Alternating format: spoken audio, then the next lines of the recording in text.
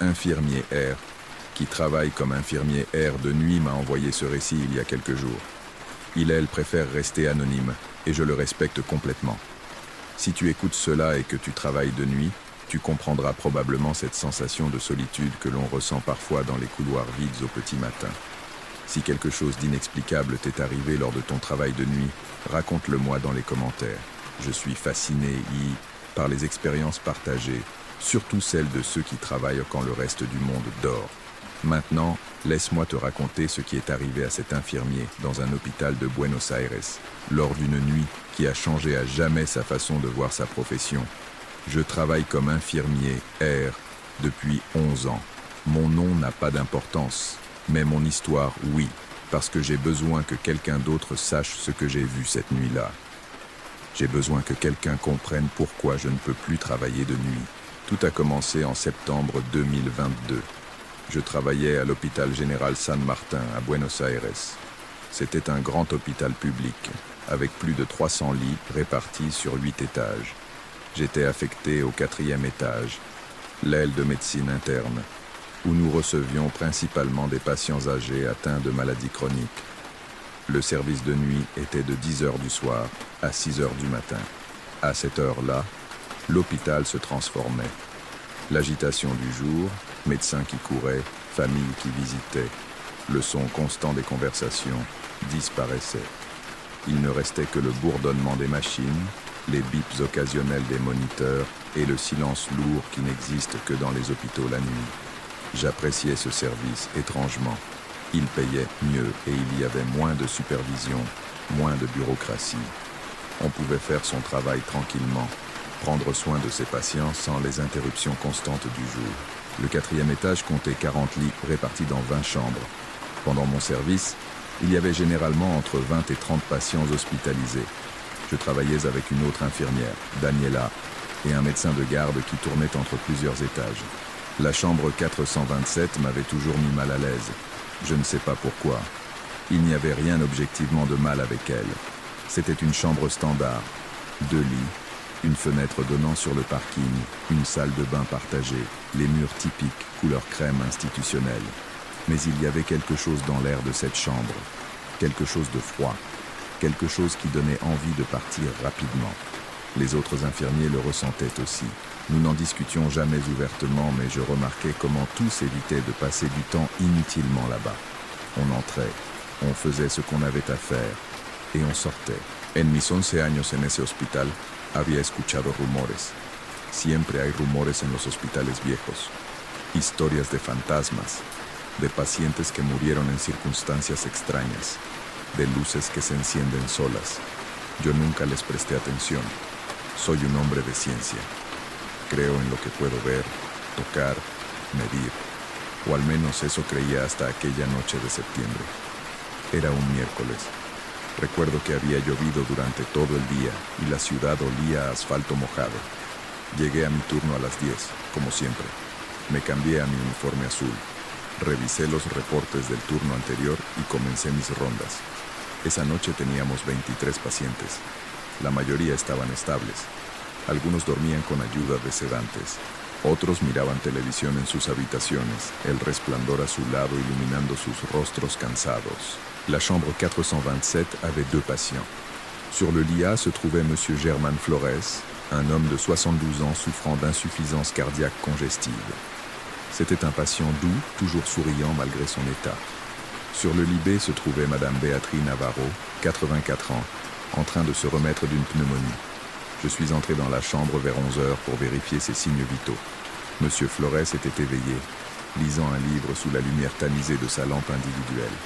« Bonsoir, Don Germán », ai-je dit avec un sourire. « Comment vous sentez-vous »« Bien, bien », a-t-il répondu d'une voix rauque. « Je ne peux pas dormir. Le cœur bat très vite ce soir. » J'ai vérifié son moniteur. Effectivement, il avait une tachycardie légère. Rien d'alarmant, mais notable. « Vous avez mal aux poitrines ?»« Non, il bat juste vite. Et il y a autre chose. » Il a hésité. « Que se passe-t-il ? Ressentez-vous qu'il fait froid ici ?» Maintenant que je le mentionnais, oui, la chambre était considérablement plus froide que le reste de l'étage. Je pouvais voir ma propre respiration formée de petits nuages. Je vais vérifier le thermostat, ai-je dit. Le climatiseur doit être réglé très haut. Ce n'est pas seulement ça, dit Monsieur Flores en baissant la voix. C'est que, voyez-vous cette femme dans le coin? Mon sang s'est glacé plus que la pièce. Quelle femme, Don German? Il désigna le coin le plus sombre de la pièce, près de la salle de bain. Cette femme, celle qui est là-bas, elle est là depuis environ 1 heure, juste à me regarder. Au début, j'ai pensé que c'était une infirmière, mais elle ne bouge pas. Elle ne dit rien. Je regardais dans la direction qu'il indiquait. Il n'y avait personne. Don German, il n'y a personne là-bas. Peut-être que la médication lui fait voir des choses. C'est normal. Je sais ce que je vois, insista-t-il d'une voix ferme malgré son âge. C'est une jeune femme, très pâle, avec une chemise de nuit d'hôpital, et elle me regarde fixement. Vraiment, vous ne la voyez pas? Un frisson me parcourut le dos. J'essayais de garder mon calme professionnel. Je ne vois personne, Don German, mais je vais appeler le médecin de garde pour qu'il vérifie votre médication, d'accord? Il acquiesça, mais continuait à regarder vers ce coin avec des yeux très grands. Je suis sorti de la chambre plus vite que prévu. Dans le couloir, je suis tombé sur Daniela. « Tu vas bien ?» a-t-elle demandé. « Tu as l'air pâle. » Le patient de la 427 a des hallucinations. Il dit voir une femme dans la chambre. Daniela fronça les sourcils. « La 427 ? Encore cette chambre. Qu'est-ce que tu veux dire par « encore » Elle baissa la voix. « Nous ne voulons pas parler de ça parce que ça paraît ridicule, mais plusieurs patients qui ont été dans cette chambre rapportent de voir une femme. Toujours la même description. Jeune, pâle, avec une chemise d'hôpital. Certains disent qu'elle ne fait que les regarder. D'autres disent qu'elle s'approche d'eux pendant la nuit. Et vous ne l'avez jamais signalé ? Signalé quoi ? Que les patients âgés, beaucoup d'entre eux atteints de démence ou sous médication forte, ont des hallucinations. Ce n'est pas exactement inhabituel dans un hôpital. J'avais raison, mais quelque chose dans mon estomac me disait que c'était différent. As-tu déjà découvert l'histoire de cette chambre ? Ai-je demandé. Daniela haussa les épaules. J'ai entendu des rumeurs selon lesquelles, il y a des années, peut-être dans les années 80 ou 90, une jeune patiente y est morte. Quelque chose à propos d'une complication chirurgicale. Mais ce ne sont que des rumeurs. Tu sais comment c'est, il y a toujours des histoires. Minuit passa. Je fis mes rondes habituelles. Tout était calme. Les patients dormaient ou se reposaient. Les machines bourdonnaient leur symphonie constante. À 1 heure du matin, l'alarme de la chambre 427 retentit. Je courais là-bas. Le moniteur de M. Flores montrait une tachycardie sévère. Quand je suis entré, il était assis sur le lit, appuyant frénétiquement sur le bouton d'appel, les yeux écarquillés et la respiration haletante. « Il s'est approché de mon lit !» criait-il. Il était juste ici, en train de me regarder, si près que je pouvais voir son visage. « Calmez-vous, monsieur German, s'il vous plaît », dis-je en vérifiant rapidement ses signes vitaux. Son cœur bat vite.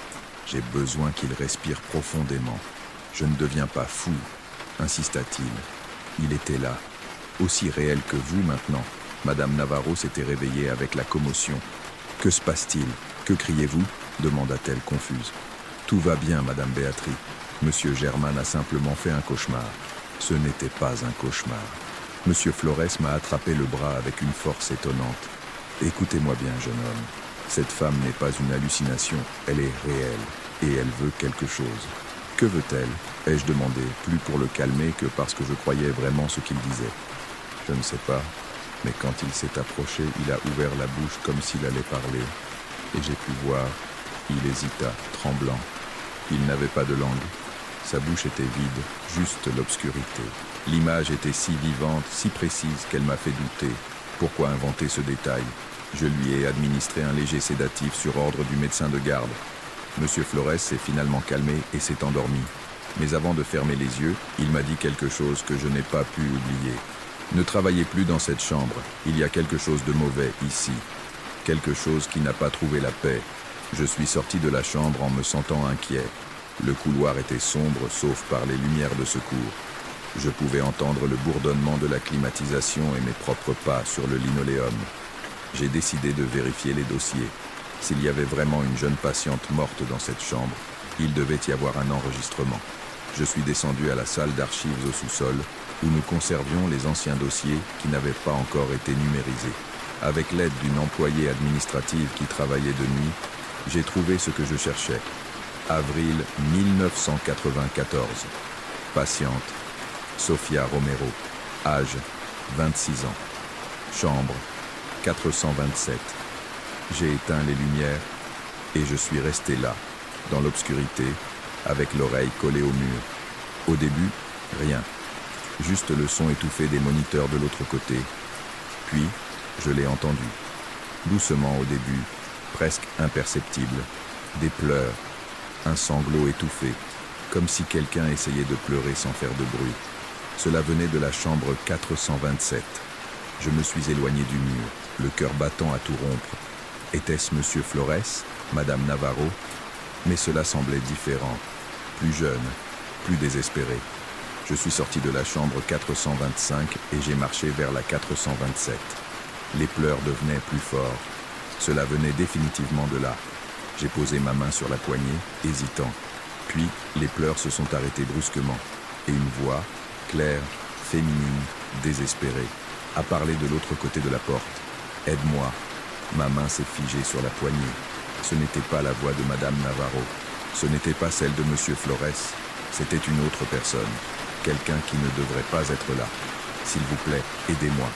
Je ne peux pas parler. Je ne peux pas leur dire. Aidez-moi. Poussez la porte lentement. La pièce était éclairée uniquement par la lumière tamisée des moniteurs. Monsieur Flores dormait profondément, sédaté. Madame Navarro dormait également, sa respiration régulière et calme. Il n'y avait personne d'autre. Mais la température était glaciale. Mon souffle formait des nuages denses devant mon visage. Et alors je l'ai vu. Dans le coin, où Monsieur Flores avait indiqué quelques heures plus tôt, il y avait une silhouette. C'était une jeune femme, exactement comme on l'avait décrite. Pâle, trop pâle, avec une chemise d'hôpital qui semblait décolorée. Ses cheveux foncés tombaient sur ses épaules, et elle me regardait avec des yeux qui semblaient infiniment tristes. Je ne pouvais pas bouger, je ne pouvais pas respirer, je ne pouvais que la regarder. Elle fit un pas vers moi, puis un autre. Ses pieds ne faisaient pas de bruit sur le sol. Elle ouvrit la bouche et essaya de parler, mais comme Monsieur Flores l'avait dit, elle n'avait pas de langue, juste l'obscurité dans sa bouche, juste le silence. L'image était si vivante, si précise qu'elle m'a fait douter. Pourquoi inventer ce détail? Je lui ai administré un léger sédatif sur ordre du médecin de garde. Monsieur Flores s'est finalement calmé et s'est endormi.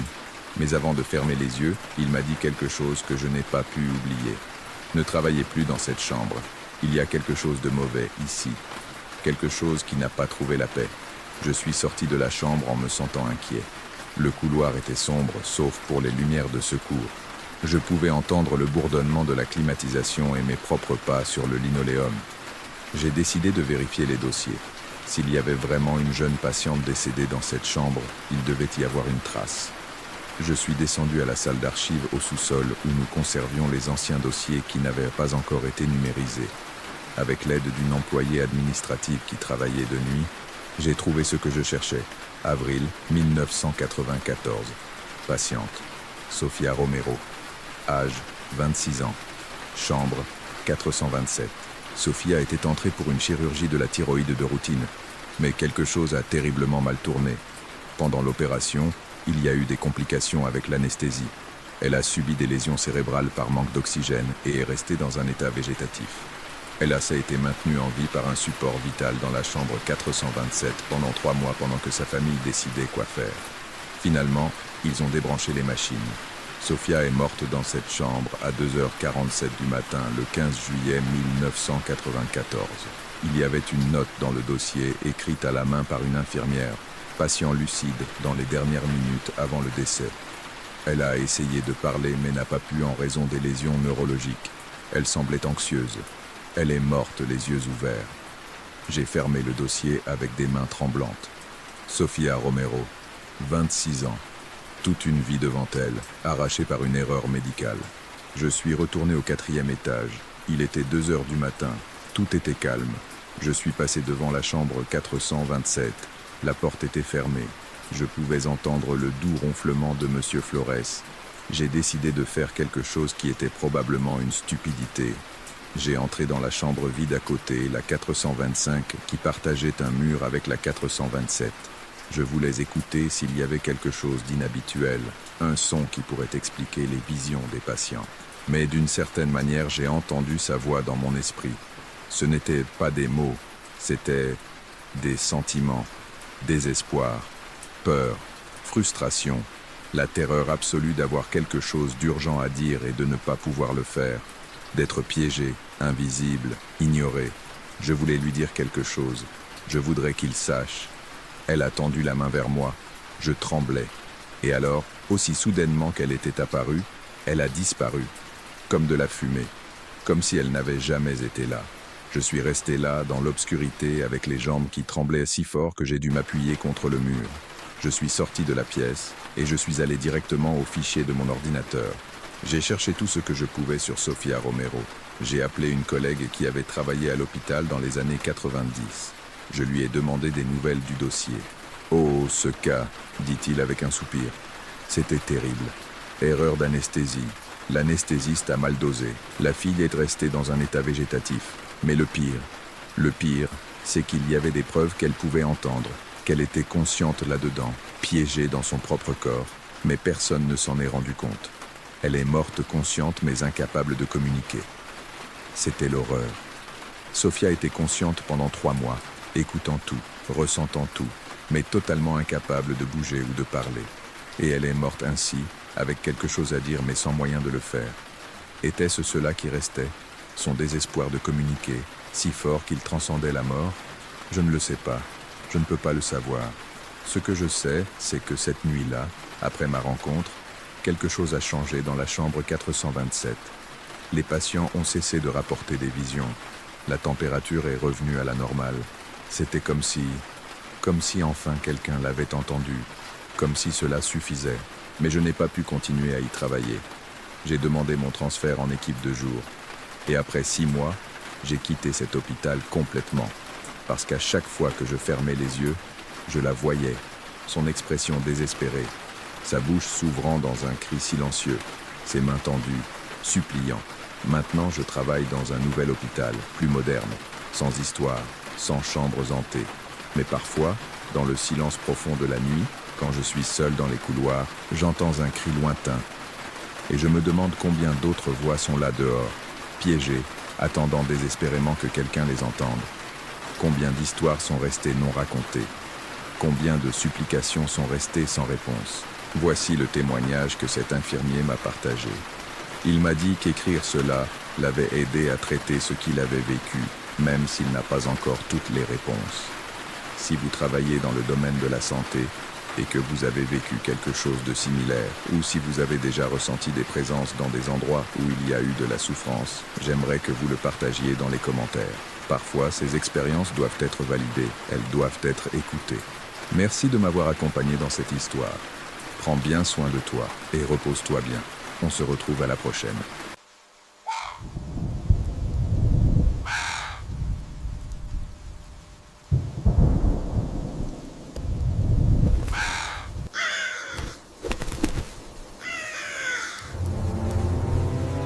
Cette histoire m'a été envoyée par Carlos, un abonné de la chaîne qui vit dans un petit village de la montagne. Quand je l'ai lu pour la première fois, j'ai ressenti un frisson qui m'accompagne encore. Si toi aussi tu as vécu quelque chose d'inexplicable et que tu aimerais que je le partage ici, laisse-le dans les commentaires ou envoie-le moi directement. J'adore lire chacune de vos expériences. Maintenant, laisse-moi te raconter ce que Carlos a vécu il y a 7 ans, quand il a hérité de la maison de sa grand-mère dans les montagnes. Ce qui a commencé comme une simple formalité familiale est devenu quelque chose qui changerait à jamais sa perception de la réalité. Je n'ai jamais cru au surnaturel.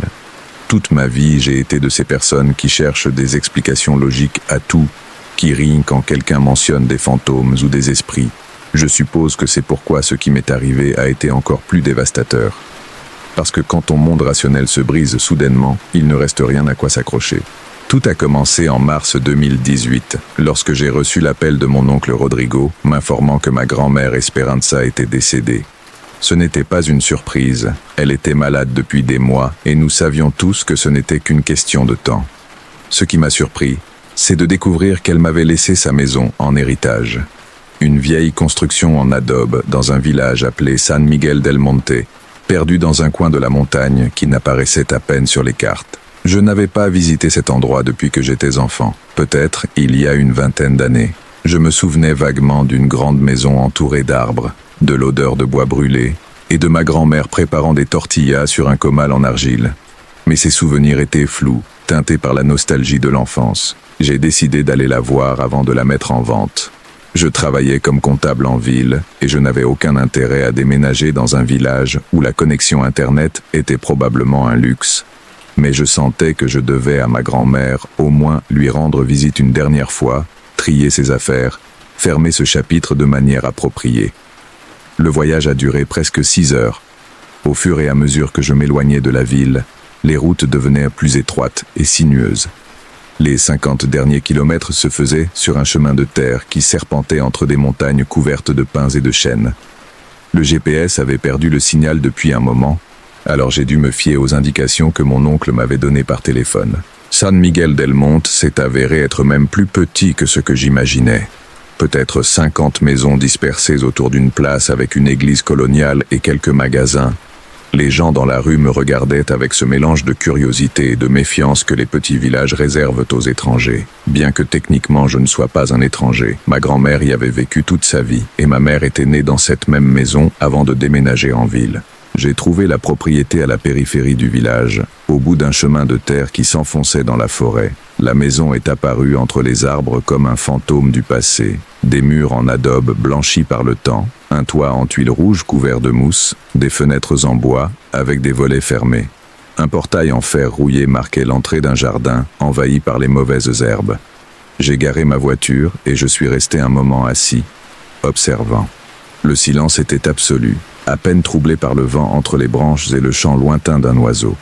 Il y avait quelque chose dans ce silence qui me mettait mal à l'aise, bien que je ne saurais dire exactement quoi. La clé que mon oncle m'avait donnée a tourné avec difficulté dans la serrure. La porte principale s'est ouverte avec un long grincement, libérant une bouffée d'air vicié qui sentait l'humidité et des années d'enfermement. J'ai allumé la lampe de mon téléphone. Il n'y avait pas d'électricité et je suis entré. L'intérieur était sombre malgré le fait qu'il soit midi. La peu de lumière qui filtrait par les fentes des volets révélait des meubles recouverts de draps blancs, comme des fantômes immobiles. La poussière flottait dans les rayons de lumière, dense comme un brouillard. Mes pas sur le sol en carreaux rouges résonnaient étrangement, comme si la maison était plus grande qu'elle ne paraissait de l'extérieur. Je parcourus les pièces lentement. Le salon avec sa cheminée en pierre, la salle à manger avec une longue table en bois sombre, la cuisine avec son vieux poêle à bois. Tout était exactement comme je m'en souvenais enfant, figé dans le temps. Sur les murs pendaient des photographies dans des cadres rouillés, ma grand-mère jeune, mon grand-père qui est mort avant ma naissance, ma mère enfant avec des nattes, des photographies de saints et de vierges. Je suis monté au 2e étage par un escalier en bois qui craquait sous mon poids. Il y avait 4 chambres. 3 étaient presque vides, avec à peine un lit et une armoire. La chambre, au bout du couloir, était clairement celle que ma grand-mère avait utilisée jusqu'à la fin. Son odeur y restait, un mélange de lavande, de bougies, et cette odeur indéfinissable de la vieillesse. Je me suis assis au bord de son lit, ressentant le poids de la tristesse pour la première fois depuis sa mort. J'avais été si occupé avec les démarches et le travail que je ne m'étais pas vraiment permis de traiter la perte. Mais là, dans sa chambre, entourée de ses affaires, cela m'a finalement frappé. Elle n'était plus là. Je ne la reverrai jamais. Je ne sais pas combien de temps je suis resté assis là. Le soleil commençait à se coucher quand je me suis finalement levé, et j'ai décidé qu'il était temps d'aller au village chercher un endroit où rester. Il n'y avait aucune chance que je passe la nuit dans cette maison sans électricité ni eau courante. Demain, je reviendrai à la lumière du jour pour commencer à tout ranger. Mais quand je suis descendu les escaliers, quelque chose m'a fait m'arrêter. Un bruit, léger, presque imperceptible, mais définitivement là, comme des pas traînants au rez-de-chaussée. Je suis resté immobile au milieu des escaliers, retenant ma respiration, tendant l'oreille. Silence. Je me suis moqué nerveusement de moi-même. C'était probablement un animal qui était entré dans la maison pendant les mois où elle était abandonnée. Des rats, peut-être. Ou le vent déplaçant quelque chose. J'ai continué à descendre, mais mes sens étaient maintenant en alerte maximale. Le salon avait l'air différent, plus sombre, bien que la lumière n'ait pas changé. Les draps sur les meubles semblèrent des formes plus sinistres dans la pénombre croissante. Je me suis précipité vers la porte de sortie, soudainement anxieux de quitter cet endroit. C'est alors que je l'ai vu, Sur la table de la salle à manger qui jurait être vide quand je suis passé par là il y a un moment, il y avait quelque chose. Je me suis approché lentement, le cœur s'accélérant. C'était un petit objet, enveloppé dans un chiffon rouge. Je l'ai pris avec des mains tremblantes et je l'ai déballé. Une poupée. Ou plutôt une figure grossière faite à la main avec du tissu et remplie de quelque chose qui craquait au toucher.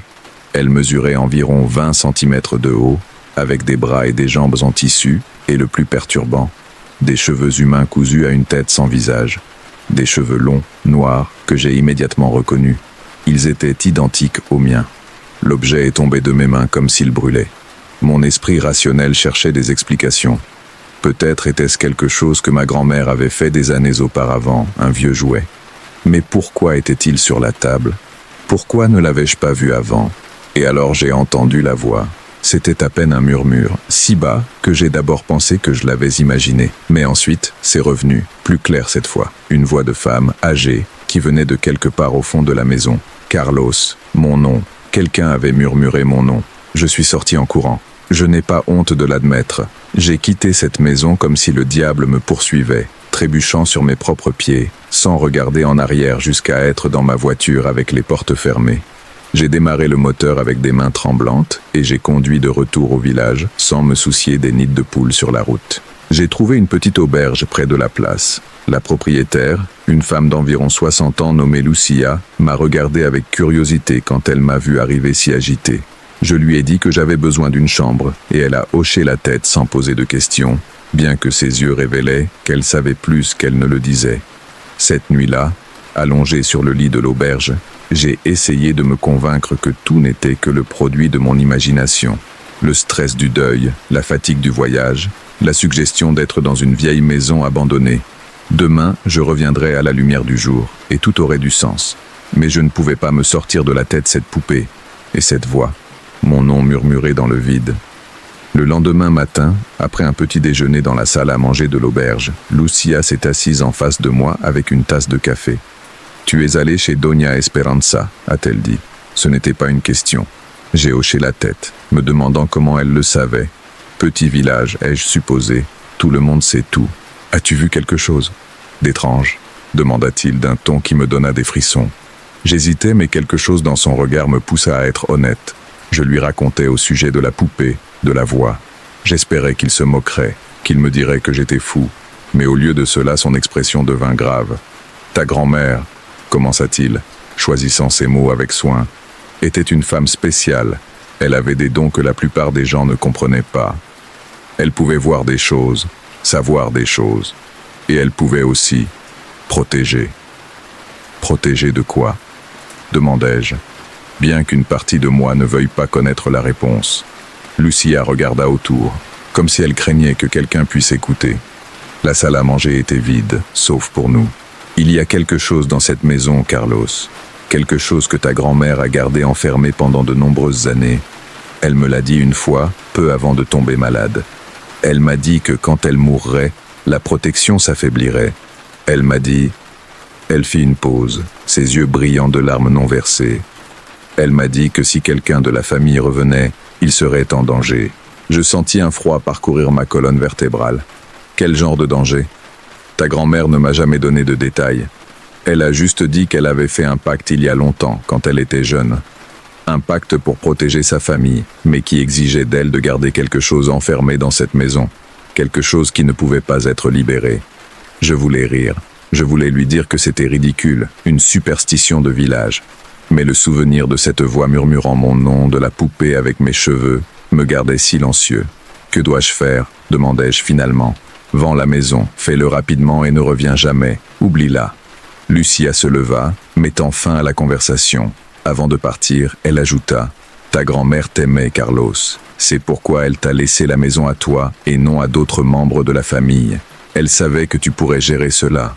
Mais pour gérer quelque chose, tu dois d'abord comprendre ce que c'est. » Ces mots résonnaient dans mon esprit toute la journée. J'aurais dû l'écouter. J'aurais dû chercher un acheteur immédiatement et quitter ce village. Mais la curiosité, cette maudite curiosité qui fait la différence entre vivre en paix et détruire sa propre raison, m'a poussé à revenir à la maison. Cette fois, j'étais préparé. J'avais une puissante lampe de poche, mon téléphone chargé, et je suis arrivé tôt le matin quand le soleil était haut. J'avais aussi avec moi une certaine détermination. S'il y avait quelque chose dans cette maison, je devais le comprendre. Je devais savoir ce que ma grand-mère avait fait, ce qu'elle avait protégé pendant tant d'années. La maison semblait moins menaçante à la lumière du jour. Je suis entré d'un pas ferme, me dirigeant directement vers la salle à manger. La poupée n'était plus sur la table. Je l'ai cherchée partout, mais elle avait disparu. J'ai commencé une recherche systématique. J'ai vérifié chaque chambre, chaque placard, chaque recoin. Je cherchais des indices, quelque chose qui m'expliquerait ce qui se passait. Dans la chambre de ma grand-mère, j'ai trouvé une vieille boîte en bois cachée au fond de son placard. Elle était fermée par un cadenas rouillé que j'ai forcé avec un tournevis que j'ai trouvé dans la cuisine. À l'intérieur, il y avait de vieux papiers, des photographies jaunies et un carnet à couverture noire avec des pages usées. Je l'ai ouvert avec des mains tremblantes. C'étaient des journaux, les journaux de ma grand-mère, écrits sur plusieurs décennies. J'ai commencé à lire, d'abord par curiosité, puis avec une horreur croissante. Les premières entrées dataient de 1952, lorsque ma grand-mère n'avait que 18 ans. Elle parlait d'un homme qu'elle avait aimé, Thomas, qui était mort dans un accident. Elle parlait de son désespoir, de son refus d'accepter la perte. Et ensuite, elle parlait d'une femme. Aujourd'hui, j'ai rencontré la dame de la montagne, écrivait-elle d'une écriture tremblante.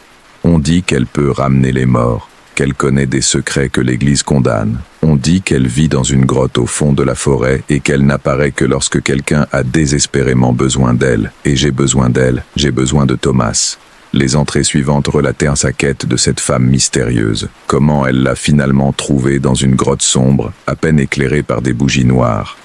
Comment la dame de la montagne, une vieille femme aux yeux complètement blancs et un sourire qui glaçait l'âme, lui a proposé un marché. « Je peux ramener Thomas », avait dit la sorcière, « mais tout a un prix.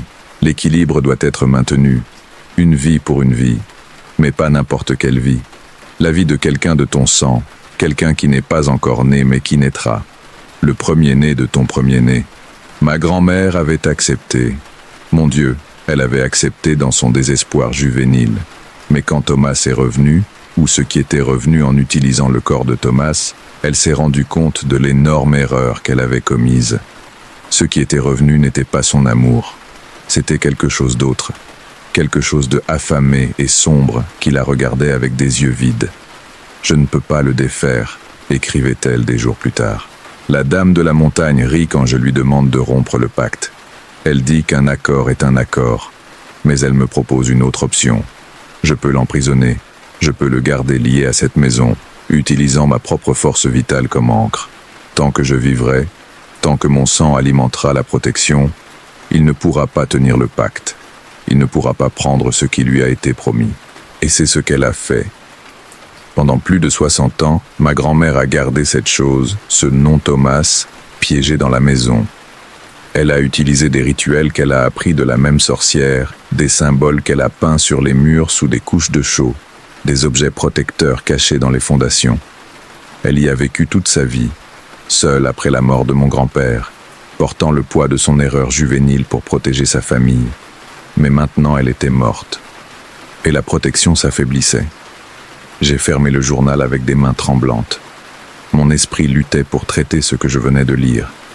Était-ce réel? Ou n'était-ce que des délires d'une vieille femme?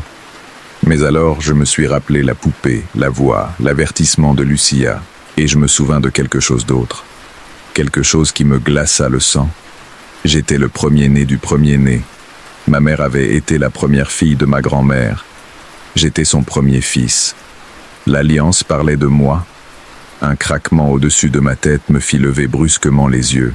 Le plafond en bois gémissait comme si quelque chose de lourd marchait à l'étage supérieur. Des pas lents, traînants, se dirigeant vers l'escalier. Je me levai d'un coup, le journal tombant au sol. Je devais sortir. Je devais sortir maintenant. Mais quand je me tournai vers la porte, je m'arrêtai net. Il y avait quelque chose au pied de l'escalier. Une silhouette sombre, floue, dans la pénombre. Elle avait une forme humaine, mais quelque chose dans ses proportions n'allait pas. Trop grand, trop maigre, avec des membres qui pendaient de manière antinaturelle. Et puis elle parla, avec la voix de ma grand-mère. « Carlos, mon enfant. Tu es venu. Tu es enfin venu. Ce n'était pas elle. Je savais que ce n'était pas elle. Mais le son de sa voix, si familier, si aimé, faillit me briser. Elle m'a gardé piégé si longtemps, continua la chose avec la voix de ma grand-mère. Tant de souffrance, tant de douleur. Mais maintenant elle est libre. Maintenant je peux accomplir ce qui m'a été promis. Je peux enfin récupérer ce qui m'est dû. Va-t'en, réussis-je à dire, bien que ma voix sonnait faible même à mes propres oreilles. Je ne te laisserai rien prendre. La silhouette ria. C'était un rire horrible, comme le son d'os qui se brise. Tu n'as pas le choix, enfant. Le pacte est scellé avec du sang. Ton sang. Tu es à moi depuis avant ta naissance. Tu l'as toujours été. La chose commença à se déplacer vers moi, ses mouvements spasmodiques, peu naturels. Je reculais, mon dos heurtant le mur. Mes yeux cherchaient désespérément une issue, mais la seule porte était bloquée par cette présence. Alors je me souvins de quelque chose dans le journal, quelque chose sur des symboles protecteurs. Ma grand-mère les avait peints sur les murs, sous des couches de chaux. Était-il encore là? Avait-il encore du pouvoir? Ma main a tâtonné le mur derrière moi. J'ai senti des irrégularités à la surface, des endroits où le nouveau plâtre n'avait pas complètement recouvert ce qu'il y avait en dessous.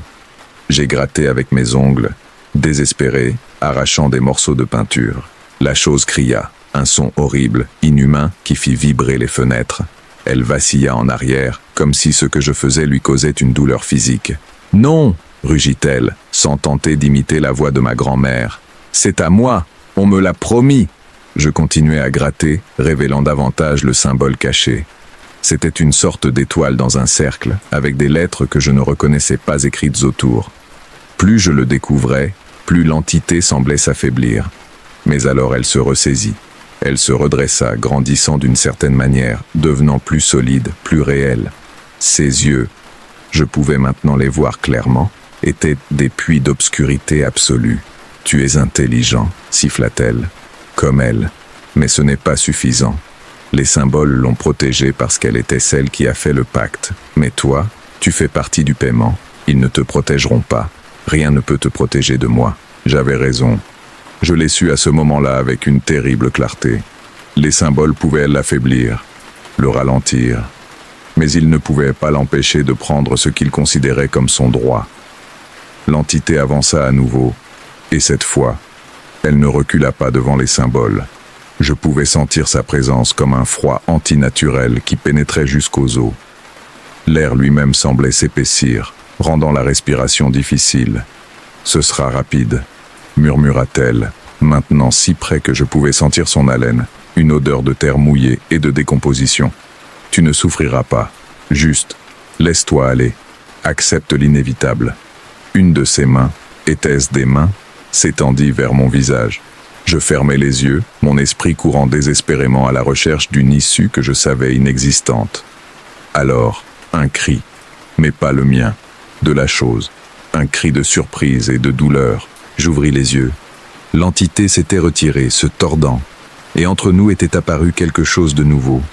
Une lumière faible, presque imperceptible, mais qui semblait repousser la créature comme si c'était du feu vivant. La lumière prit progressivement forme, une forme humaine. Une vieille femme, transparente, à peine visible, mais indéniable. Ma grand-mère. Espérance, siffla la chose, sa voix chargée de haine. Tu es morte, tu ne peux plus m'arrêter.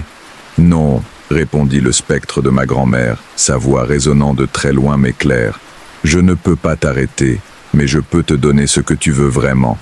L'entité resta immobile, prudente. Quoi? Tu me veux, Thomas. Tu m'as toujours voulu. C'est moi qui t'ai ramené, c'est moi qui t'ai enfermé. Ta colère, ta faim, c'était toujours à cause de moi, pas à cause de ma famille. Ma grand-mère se tourna vers moi, et ses yeux, Dieu, ses yeux avaient l'air si fatigués, me regardèrent avec un amour profond.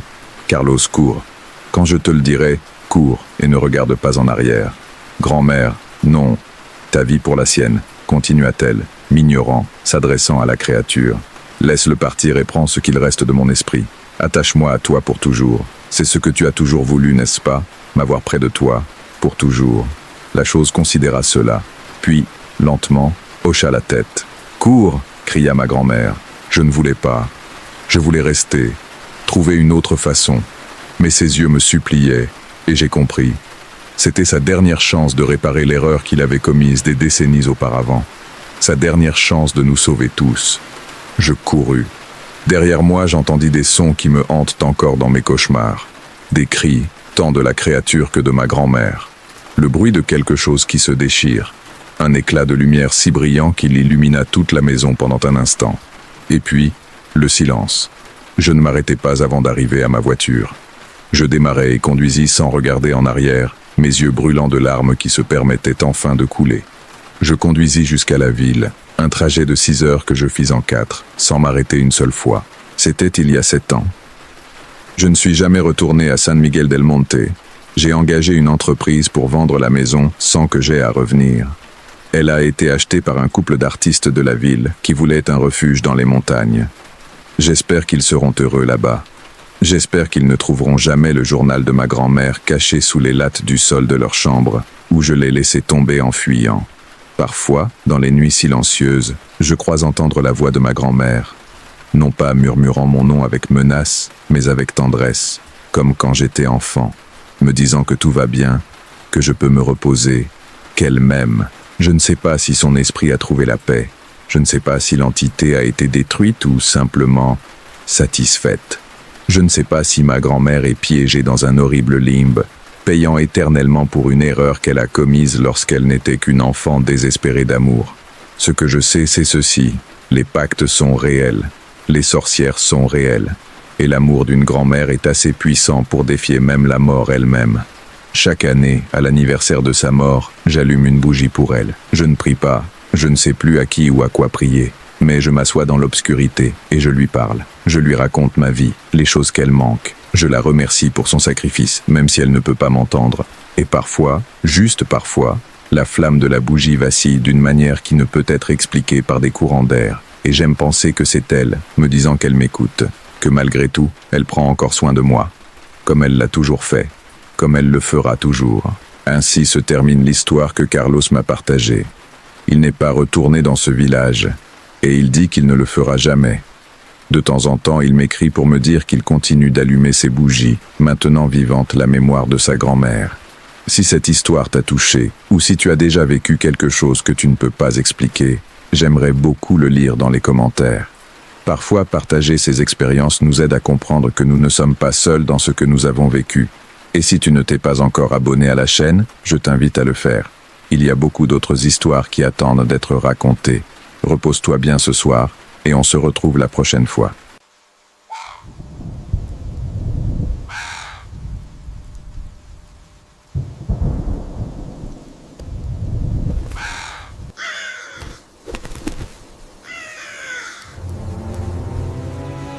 Un de mes abonnés, de la chaîne, m'a partagé cette expérience il y a quelques jours, et depuis que je l'ai lu, je n'ai pas pu arrêter d'y penser.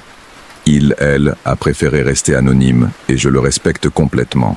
Si après avoir entendu cela, tu ressens que tu as vécu quelque chose de similaire, ou si tu connais un endroit qui ne devrait tout simplement pas exister, j'aimerais que tu le partages dans les commentaires. Parfois, les histoires les plus perturbantes sont celles qui n'apparaissent jamais sur aucune carte. Voici ce qui lui est arrivé elle, a décidé de prendre un raccourci sur une route qui n'était pas là où elle aurait dû être. Je suis conducteur de camion depuis 15 ans.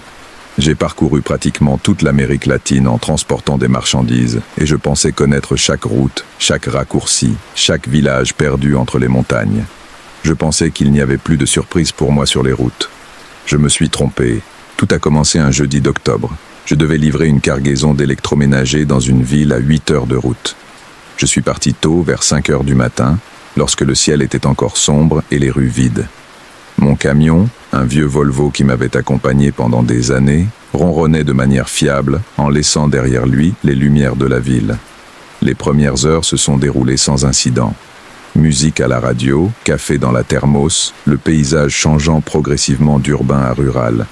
À 10 heures du matin, j'étais déjà sur une route de montagne, ces routes sinueuses où il faut réduire la vitesse à chaque virage et où le GPS perd parfois le signal pendant plusieurs minutes. C'est dans l'une de ces zones sans signal que j'ai vu la déviation. Il n'était pas marqué sur mon GPS. Il n'apparaissait sur aucune de mes cartes. Mais il était là. Un chemin asphalté qui se ramifiait de la route principale, s'enfonçant entre les arbres. Ce qui était curieux, c'était que l'asphalte semblait neuf, impeccable, sans nid de poule, sans fissures, sans les marques d'usure que l'on attend sur les routes secondaires de montagne. Il y avait un panneau, en vieux bois, avec des lettres peintes à la main qui disaient « Aller-retour, 45 km de moins ». 45 km de moins signifiait économiser presque 1 heure, et j'avais un léger retard à cause d'une étape technique précédente. Sans trop réfléchir, je tournai le volant et pris la déviation. Les premières minutes furent agréables. La route était même meilleure que la route principale. Lisse, bien entretenue, avec des lignes jaunes parfaitement peintes au centre. Les arbres de chaque côté formaient un tunnel vert qui bloquait le soleil, créant une pénombre fraîche et tranquille.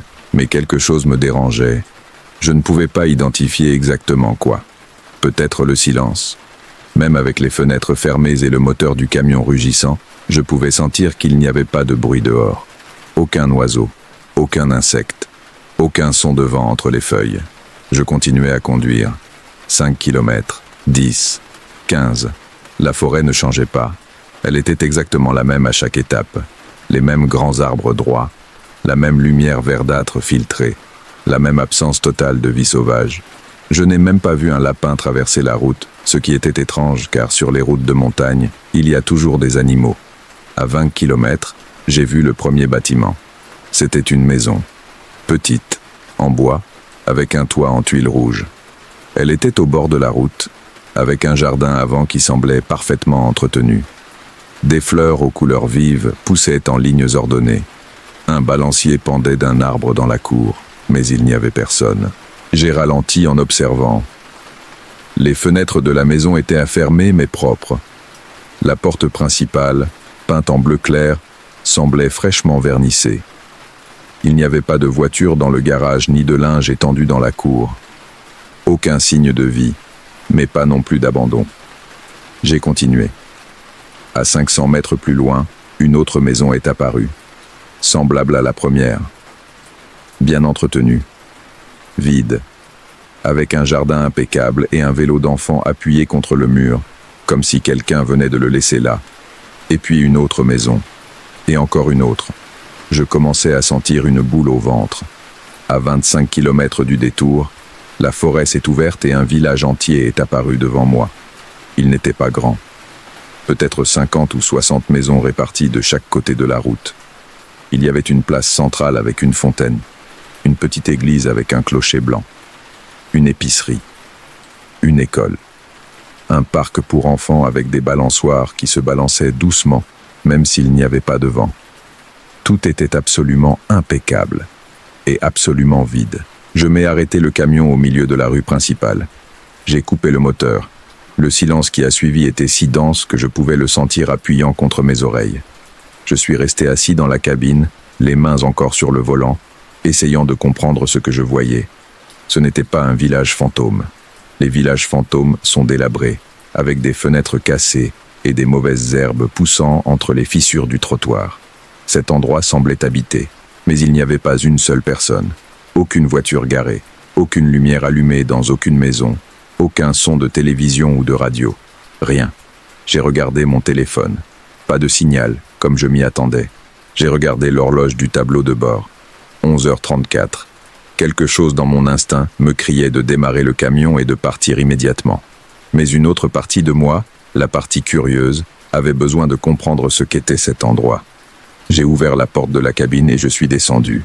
L'air dehors était calme, ni froid ni chaud, neutre, comme si la température n'existait pas. Mes bottes frappèrent le pavé avec un son qui résonna plus fort que d'habitude dans ce silence absolu. Je marchais vers la place centrale. Chaque pas résonnait. Je pouvais entendre ma propre respiration, le frottement de mes vêtements, le craquement des semelles de mes bottes. Mais rien d'autre. La fontaine au centre de la place avait de l'eau cristalline. Elle coulait, se déplaçait en cercle parfait. Je m'approchais et touchais l'eau de la main. Elle était glacée, réelle. Elle mouilla ma peau et je sentis le froid monter le long de mon bras. Je regardais autour de la place. Les bancs étaient propres, sans feuilles ni saleté. Les arbres plantés dans des jardinières en béton étaient parfaitement taillés. La pelouse du parc central était d'un vert vif et court, comme si quelqu'un l'avait coupée ce matin même. Mais il n'y avait personne. Je me suis dirigé vers l'épicerie. La porte était fermée, mais pas à clé. Je l'ai poussée doucement et elle s'est ouverte, faisant sonner une petite cloche au-dessus du cadre. À l'intérieur, les étagères étaient entièrement approvisionnées. Des boîtes de nourriture, des paquets de biscuits, des bouteilles de soda. Tout était parfaitement organisé, avec les prix indiqués sur des étiquettes écrites à la main. Il y avait une vieille caisse enregistreuse sur le comptoir, fermée. Un calendrier sur le mur affichait le bon mois, octobre. Mais l'année sur le calendrier datait de 30 ans auparavant. J'ai ressenti un frisson parcourir mon dos. Je suis sorti rapidement du magasin. La petite cloche a sonné à nouveau, trop fort dans ce silence antinaturel. J'ai décidé de vérifier l'église. Peut-être y trouverais-je des réponses, ou au moins une piste sur ce qui était arrivé aux gens de ce village. La porte de l'église était en bois lourd, sculptée de scènes bibliques. Elle était entr'ouverte. Je l'ai poussée complètement et suis entré. L'intérieur était frais et sentait la cire, bien qu'aucune bougie ne fût allumée. Les bancs en bois étaient alignés en rangées parfaites.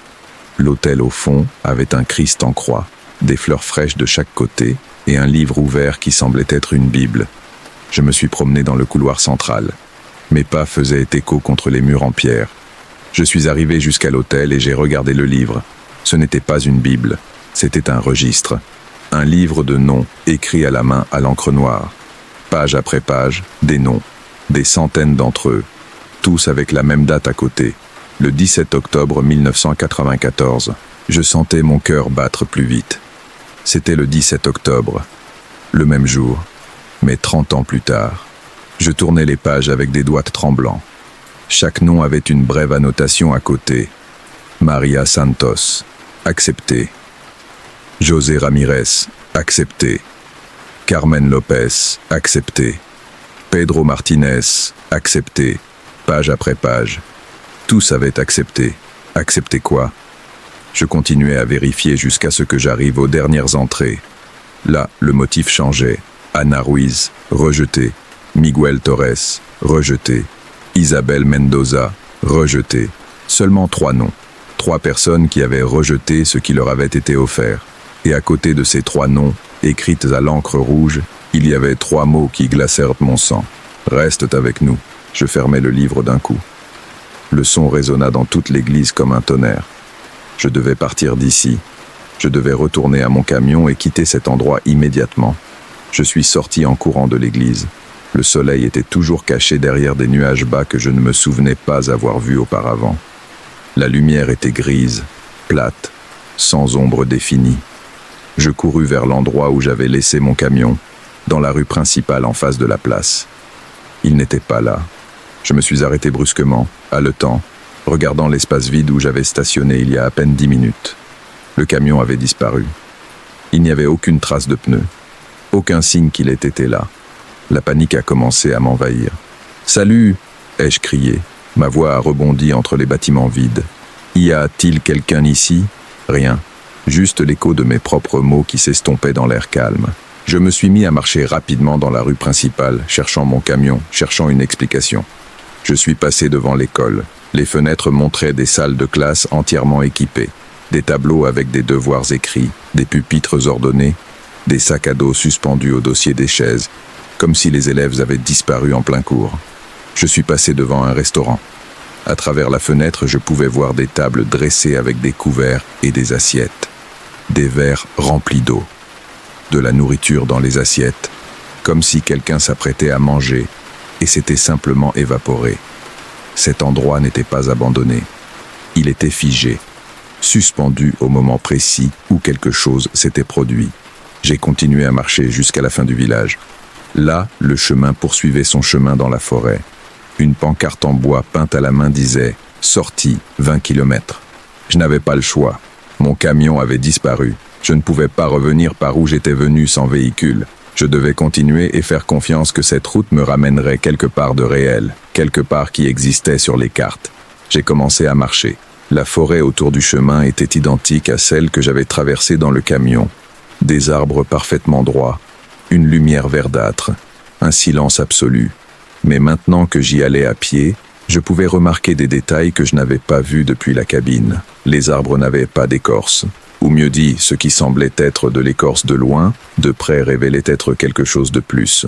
Une surface lisse, sans texture, comme si c'était des colonnes peintes pour ressembler à des arbres mais sans en être vraiment. Je me suis approché d'un et je l'ai touché. Il était froid, dur, pas comme du bois, comme de la pierre, ou comme quelque chose que je n'avais jamais touché auparavant. J'ai rapidement retiré ma main et j'ai continué à marcher. Après ce que j'ai ressenti comme une heure, bien que ma montre indiquait toujours 11h34, j'ai entendu quelque chose. Des pas, derrière moi. Je me suis arrêté. Les pas se sont arrêtés aussi. Je me suis tourné lentement. Il n'y avait personne sur le chemin. Juste la ligne droite d'asphalte parfait disparaissant entre les arbres faux. J'ai attendu. J'ai retenu mon souffle. Les pas recommencèrent, plus proches maintenant. Définitivement derrière moi. Mais quand je regardais, il n'y avait rien de visible. Je me mis à marcher plus vite. Les pas me suivaient, maintenant le même rythme, comme un écho déformé de mes propres mouvements. Je courus, les pas coururent aussi, plus vite, plus proche. Je pouvais sentir quelque chose s'approcher, même si je ne pouvais pas le voir. Une présence, une intention. Devant, entre les arbres, apparut une silhouette. Elle était humaine, ou du moins elle en avait l'apparence. Elle se tenait au milieu du chemin, complètement immobile, m'observant. Je m'arrêtais, haletant à cause de l'effort de courir. La figura no se movió. Era una mujer. Vestía un vestido simple, de color azul claro. Su cabello largo caía sobre sus hombros. Su rostro no tenía rasgos. No había ojos. No había nariz. No había boca. Solo una superficie lisa donde debería haber un rostro. Retrocedí un paso. La figura inclinó la cabeza hacia un lado, un gesto curiosamente humano viniendo de algo tan obviamente inhumano. ¿Quién eres?, logré preguntar, aunque mi voz salió como un susurro ronco. La figura no respondió. No tenía boca con la cual responder. Pero entonces escuché una voz. No venía de ella. Venía de todas partes a la vez. Del aire mismo. Un visitante, dijo la voz. Era femenina pero extraña, como múltiples voces hablando al unísono con un ligero desfase. Hace mucho que no tenemos visitantes. ¿Dónde estoy?, pregunté. ¿Qué es este lugar? Hogar, respondió la voz. Era un hogar, para muchos, pero hicieron una elección, y las elecciones tienen consecuencias. La figure sans visage commença à marcher vers moi, lentement. Ses pieds ne faisaient pas de bruit en touchant l'asphalte. Ceux qui ont accepté, poursuivit la voix, sont partis ailleurs, un endroit meilleur, nous ont-ils promis. Un endroit où il n'y aurait jamais de souffrance ni de douleur. Tout ce qu'ils avaient à faire, c'était partir, tout abandonner, le laisser derrière. Je me suis forcé à ne pas reculer davantage, à rester ferme même si chaque instinct dans mon corps me criait de fuir. Et ceux qui n'ont pas accepté, demandai-je, en me rappelant les 3 noms dans le livre de l'Église. La figure s'arrêta à quelques mètres de moi. Elle pencha la tête de l'autre côté. Ceux qui n'ont pas accepté, dit la voix, maintenant plus proche, plus intime, comme si elle murmurait directement à mon oreille, sont restés. Mais ils ne pouvaient pas rester seuls. Alors, nous leur avons offert une compagnie. Nous leur avons donné un village entier, parfait, immuable, éternel. Cet endroit, expliqua la voix, est la mémoire. C'est l'écho de ce qui a été. Ceux qui ont rejeté l'offre ne voulaient non pas quitter leur foyer. Ainsi, leur foyer ne les a jamais quittés. Ils restent ici, pris au piège dans le dernier instant avant que le reste ne parte. Et ils restent aussi, veillant, attendant, maintenant tout exactement comme il était. Où sont-ils ? Demandai-je. Où sont ces 3 personnes ? La silhouette sans visage leva un bras et pointa vers l'arrière, vers le village. Ils ne sont jamais partis, dit la voix. Ils sont dans leur maison, à l'église, à l'école, marchant dans les rues qu'ils aimaient, mais ils ne sont plus comme toi. Ils ne sont plus comme ils étaient. Ils font partie du lieu maintenant, inséparables de lui. Je sentis mes jambes trembler. Et moi, demandai-je, qu'est-ce qui va m'arriver ? La silhouette abaissa le bras, inclina la tête en avant, comme si elle m'étudiait alors qu'elle n'avait pas d'yeux pour voir. Tu as pris le détour, dit la voix. Tu as choisi de venir ici. Tous les 30 ans, à cette date précise, le chemin apparaît. C'est une invitation, une opportunité pour quelqu'un de nouveau de découvrir cet endroit. Et quand ils le font, on leur pose une question. Mon cœur battait si fort que je pensais qu'il allait sortir de ma poitrine. Quelle question? Chuchai. La silhouette sans visage fit un pas de plus vers moi, et un autre, jusqu'à ce qu'elle soit si proche que je pourrais la toucher. La voix, maintenant directement dans ma tête, demanda « Acceptes-tu de rester ?» Le monde autour de moi changea. Je n'étais plus sur le chemin de la forêt. J'étais de retour au village. Mais le village avait changé. Il y avait maintenant des gens. Des dizaines de personnes marchaient dans les rues, faisaient leurs courses dans les magasins, assises sur les bancs de la place. Des enfants jouaient dans le parc. Tout semblait normal, vivant, réel. Mais quand je regardais de plus près, je pouvais voir que quelque chose n'allait pas avec toutes ces personnes. Elles bougeaient légèrement désynchronisées, comme des acteurs suivant un script mais oubliant leurs lignes de temps en temps.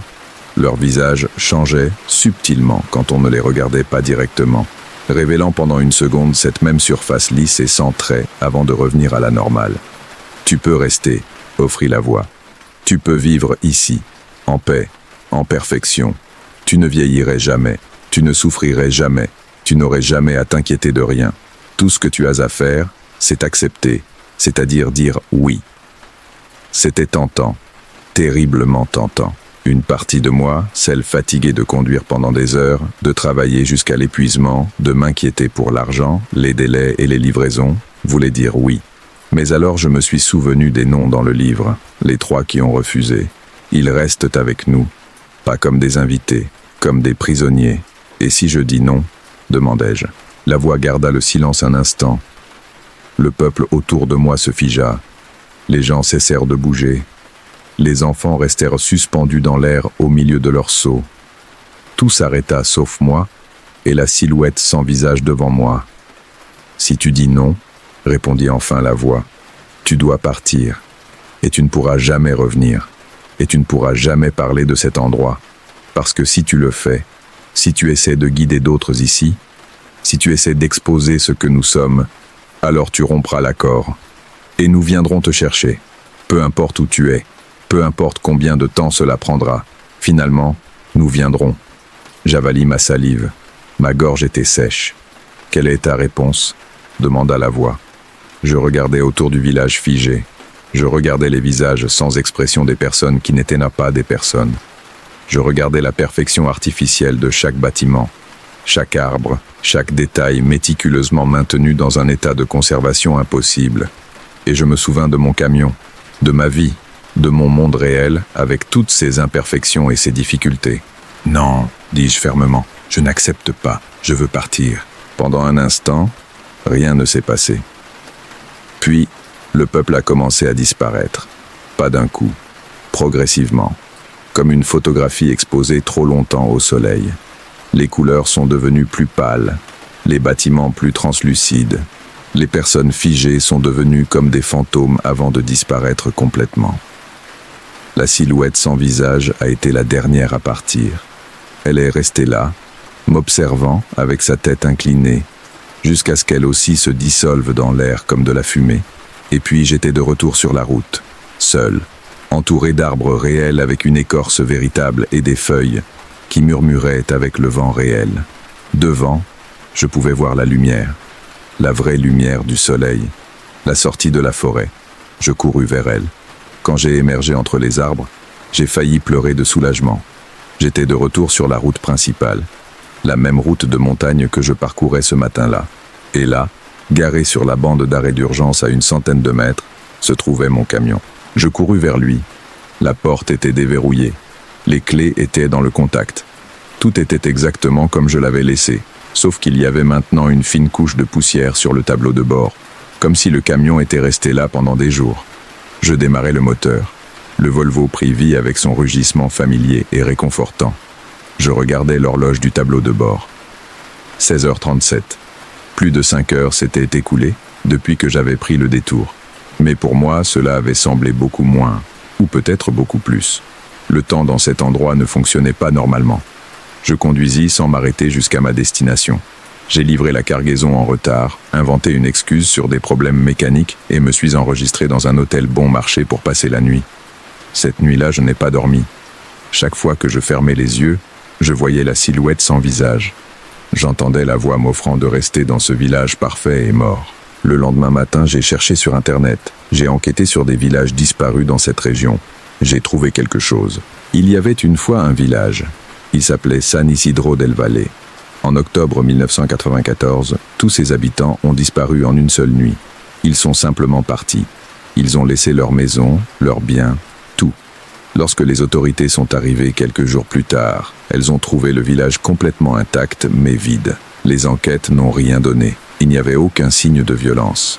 Il n'y avait aucune preuve d'une évacuation planifiée. Les gens avaient simplement disparu. Avec le temps, l'affaire a été classée sans solution. On a supposé qu'il s'agissait d'un type de suicide collectif ou que tout le monde avait fui pour des raisons inconnues. Mais je connaissais la vérité. Ils avaient accepté une offre, une promesse de quelque chose de mieux. Et ils étaient donc partis vers un endroit que je ne pouvais ni suivre ni imaginer.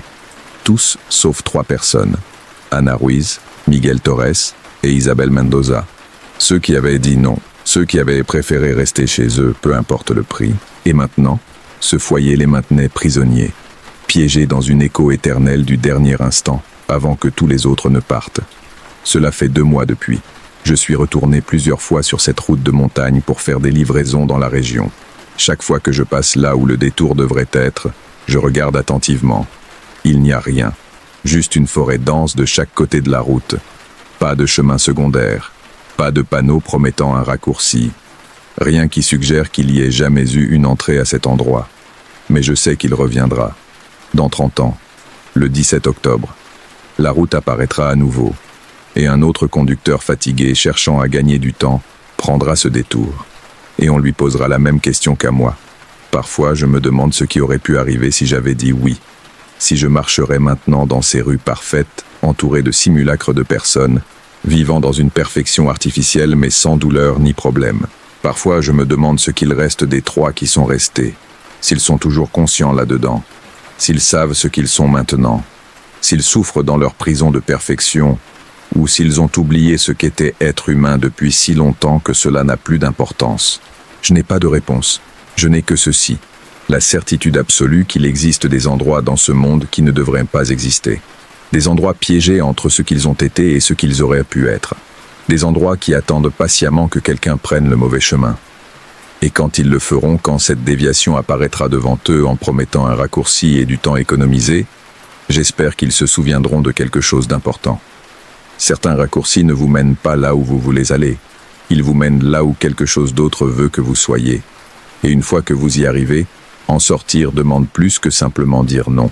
Cela demande d'être prêt à porter la connaissance de cet endroit pour le reste de votre vie. Cela demande de vivre en sachant qu'il existe, qu'il attend, et qu'il reviendra éventuellement. Chaque fois que je conduis de nuit maintenant, je vérifie mes cartes obsessionnellement. Je m'assure de connaître chaque tronçon de chaque itinéraire. Je ne fais pas confiance aux raccourcis. Je ne fais pas confiance aux détours non marqués. Et chaque 17 octobre, peu importe où je suis, je m'assure d'être quelque part en sécurité, entouré de gens, loin de toute route isolée de montagne, parce que je sais que le village est toujours là, quelque part entre le réel et l'impossible, en attente, préservant sa perfection. Et les 3 qui ont dit non continuent de marcher dans leur rue vide, purgant leur condamnation à l'éternité dans l'endroit qu'ils aimaient trop pour le laisser partir. Parfois, dans mes cauchemars, je vois la silhouette sans visage debout au bord de la route, me regardant passer, inclinaison de la tête dans ce geste curieusement humain, et j'entends la voix chuchotant dans mon esprit « Tu reviendras. » Finalement, tous reviennent, mais je refuse d'y croire. Je refuse d'accepter que cet endroit ait un quelconque pouvoir sur moi, au-delà de la peur qu'il m'inspire.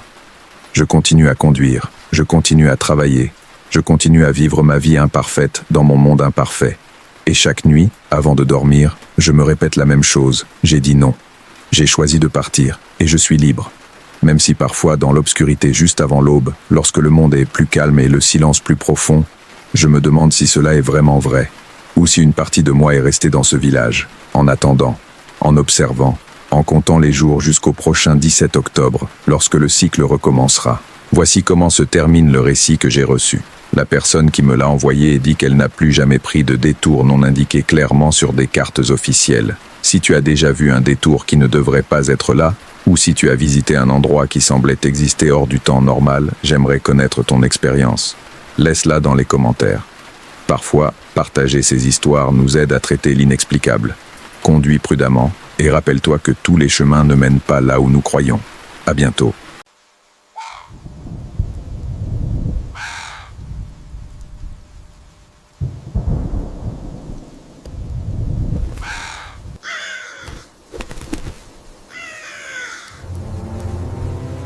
Un suiveur m'a écrit depuis un village dans les montagnes du Mexique avec quelque chose qu'il garde secret depuis des années. Il m'a demandé d'utiliser un faux nom pour des raisons que vous comprendrez bientôt.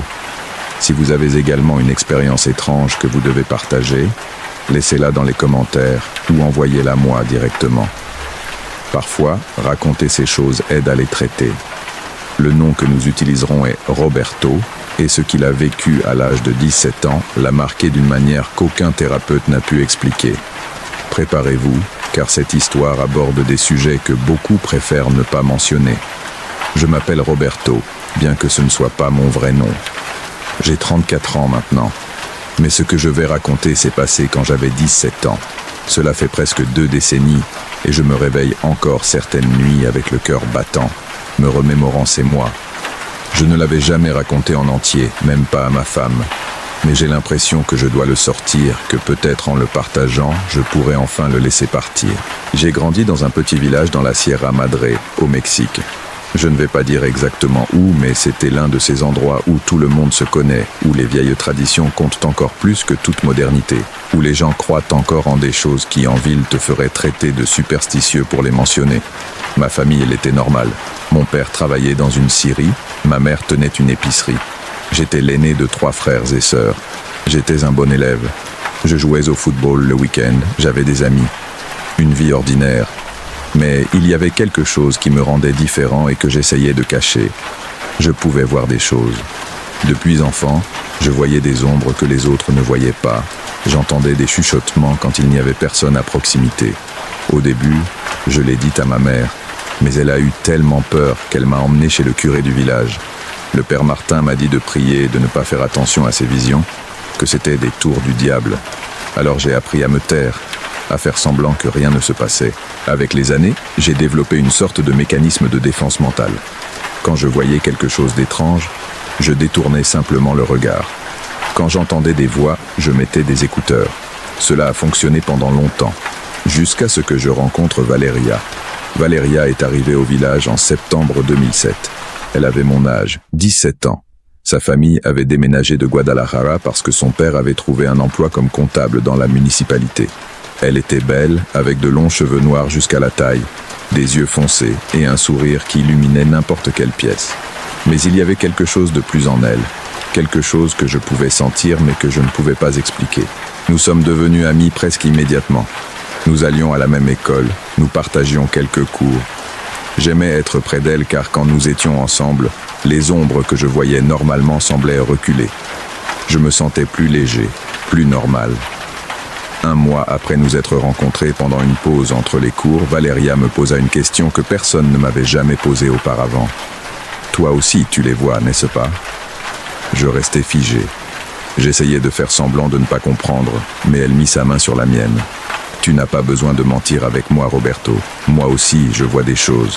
Je les ai toujours vues. » C'était comme si quelqu'un retirait un poids énorme de mes épaules. Pour la première fois depuis des années, je parlais honnêtement de ce qui m'arrivait. Valeria comprenait tout. Elle voyait la même chose que moi, peut-être même plus.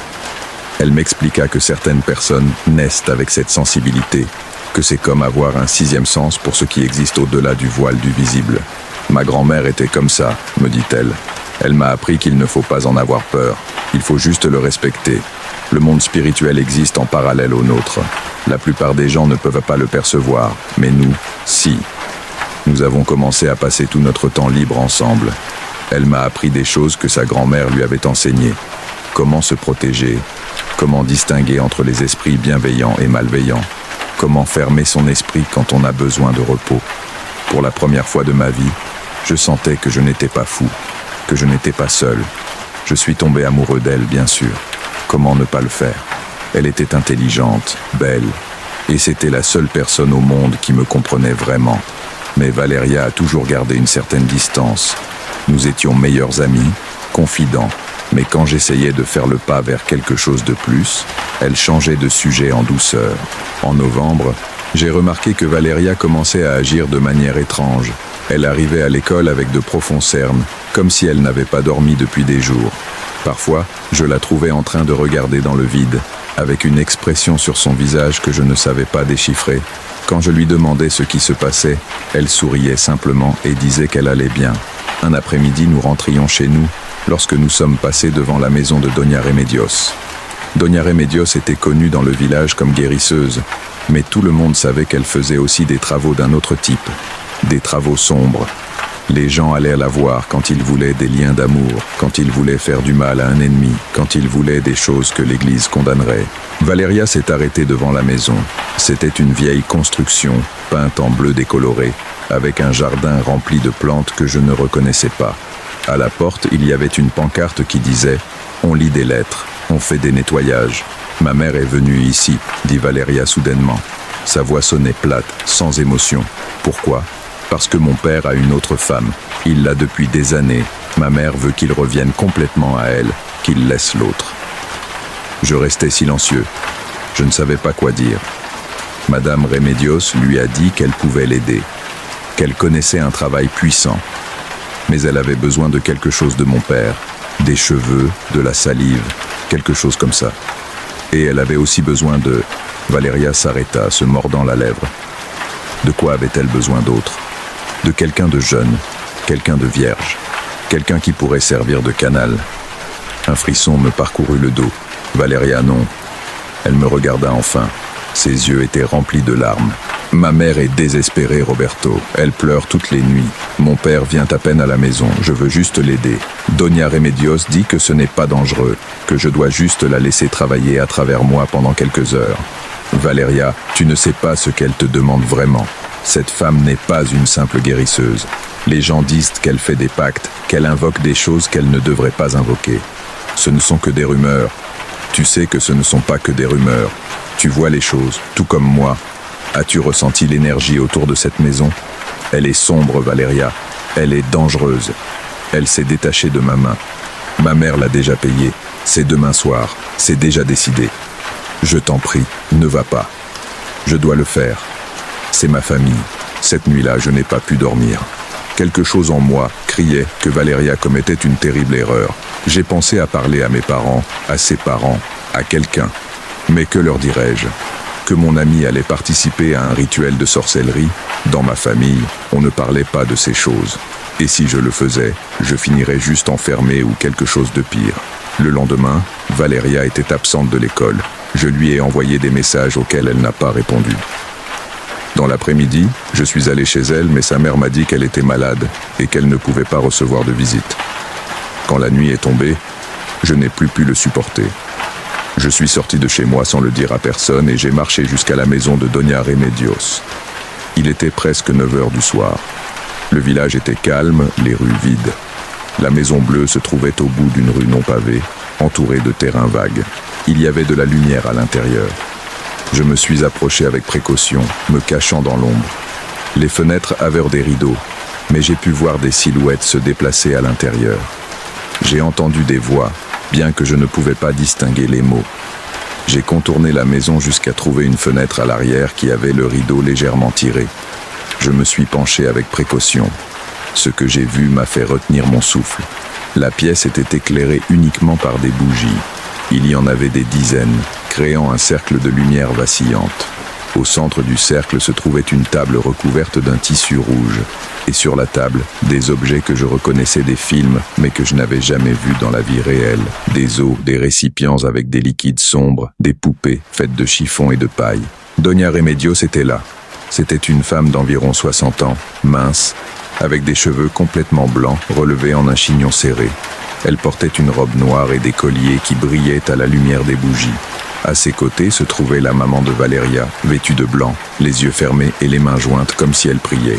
Et là, à genoux sur le sol dans le cercle de bougies, se trouvait Valeria, également vêtue de blanc, avec les cheveux lâchés tombant sur ses épaules. Elle avait les yeux ouverts, mais son regard était vide, comme si elle n'était pas vraiment présente. Doña Remedios a commencé à parler dans une langue que je ne reconnaissais pas. Ce n'était pas de l'espagnol, ce n'était pas de l'anglais. Cela sonnait ancien, guttural. Pendant qu'elle parlait, elle mouvait les mains au-dessus de la tête de Valeria, traçant des symboles dans l'air. La température a chuté drastiquement. Je pouvais voir ma respiration se condenser bien que nous étions en novembre et que le temps était tempéré. Les bougies ont commencé à vaciller toutes en même temps, comme si une brise invisible les agitait. Alors j'ai vu quelque chose qui m'a donné envie de crier. Derrière Donia Remedios, émergeant de l'obscurité comme si le mur lui-même s'ouvrait, une silhouette est apparue. Ce n'était pas humain. Elle était grande, décharnée, avec des membres trop longs. Je ne pouvais pas voir son visage clairement, seulement la suggestion d'yeux brillants d'une couleur rougeâtre maladive. La silhouette s'est approchée de Valeria. Elle a tendu une main, si on pouvait l'appeler main, vers elle. Valeria a commencé à trembler violemment. Sa bouche s'est ouverte comme si elle allait crier, mais aucun son n'est sorti. Donia Remedios continuait avec son chant, plus fort maintenant. La mère de Valeria gardait les yeux fermés, indifférente à la présence dans la pièce. Je ne pouvais plus le supporter.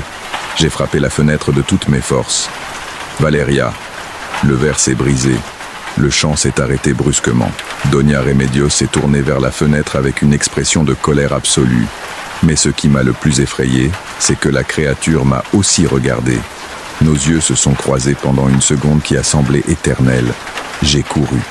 Je ne sais pas comment mes jambes m'ont porté, mais j'ai couru plus vite que je n'avais jamais couru de ma vie. J'ai entendu Donia Remedios crier quelque chose derrière moi, mais je ne me suis pas arrêté. J'ai couru dans les rues sombres du village, trébuchant, tombant, me relevant, jusqu'à ce que j'arrive chez moi. Je me suis enfermé dans ma chambre. Mes parents ont essayé de me demander ce qui se passait, mais je ne pouvais pas parler. Je me suis blotti dans mon lit, tremblant, avec les lumières allumées. Cette nuit-là, je n'ai pas dormi. Chaque fois que je fermais les yeux, je voyais cette créature. Ses yeux rouges me regardaient. Je sentais qu'elle savait qui j'étais, qu'elle m'avait marqué d'une certaine manière. Le lendemain, Valeria est arrivée à l'école.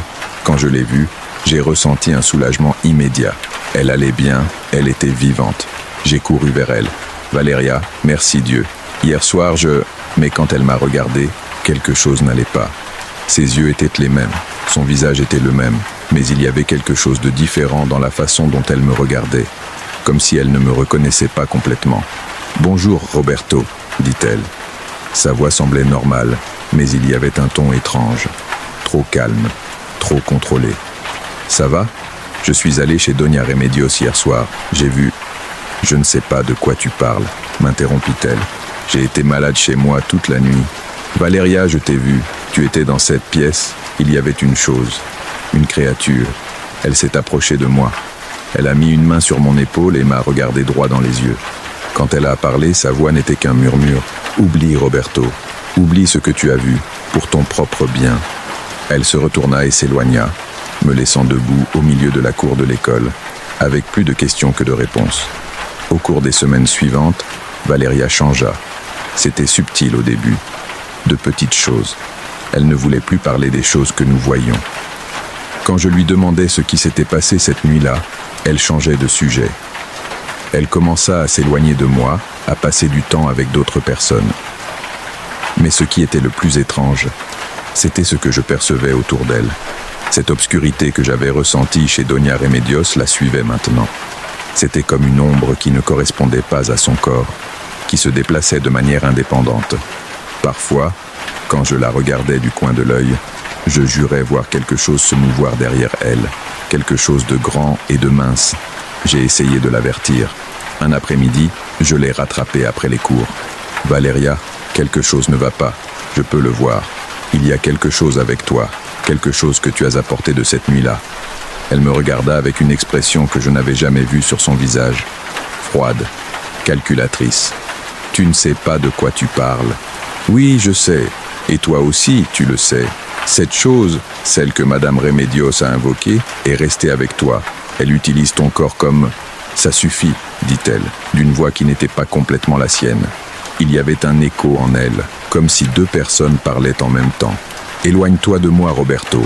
Ne te mêle pas de choses que tu ne comprends pas. » C'était la dernière vraie conversation que nous avons eue. Les changements chez Valeria se sont accélérés. En décembre, elle avait perdu beaucoup de poids.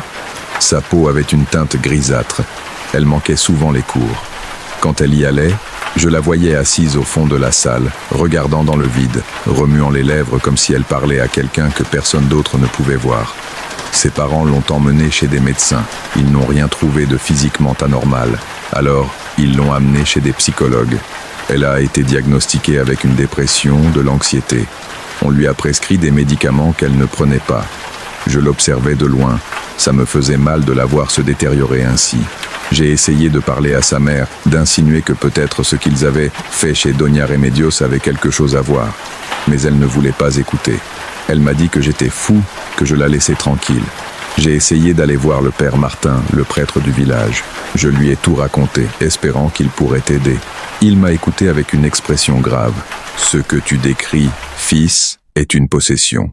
Ou quelque chose de similaire. Cette femme, Doña Remedios, a ouvert une porte qu'elle n'aurait pas dû ouvrir. Et maintenant, quelque chose de l'autre côté utilise ton ami. Peut-il l'aider, père? Peut-il faire un exorcisme ou quelque chose comme ça? J'aurais besoin de la permission de la famille. Et d'après ce que tu me dis, ils ne sont pas prêts à accepter la vérité. Alors, que puis-je faire? Le père Martin me regarda avec tristesse. Prie pour elle, fils, et protège-toi. Si cette entité sait que tu peux la voir, que tu as interrompu son rituel, tu pourrais être la prochaine cible. Ces paroles me terrifièrent. Mais il avait raison. Depuis cette nuit-là, j'avais aussi remarqué des changements. Je voyais plus d'ombre qu'avant. J'entendais des chuchotements constants. Et parfois, au petit matin, je ressentais une présence dans ma chambre. Quelque chose qui m'observait depuis les coins sombres. Je commençais à emporter avec moi des choses que le père Martin m'avait données. Une médaille de Saint-Benoît, de l'eau bénite dans une petite bouteille, des prières écrites sur des petits papiers que je gardais dans mes poches. Je me disais que c'était de la superstition, mais au fond, je savais que j'avais besoin de toute la protection possible. Janvier arriva et avec lui, nous retournâmes en classe après les vacances d'hiver. Valéria était revenue, mais elle était méconnaissable. Elle avait perdu tant de poids que ses vêtements étaient énormes. Ses cheveux étaient ternes et abîmés.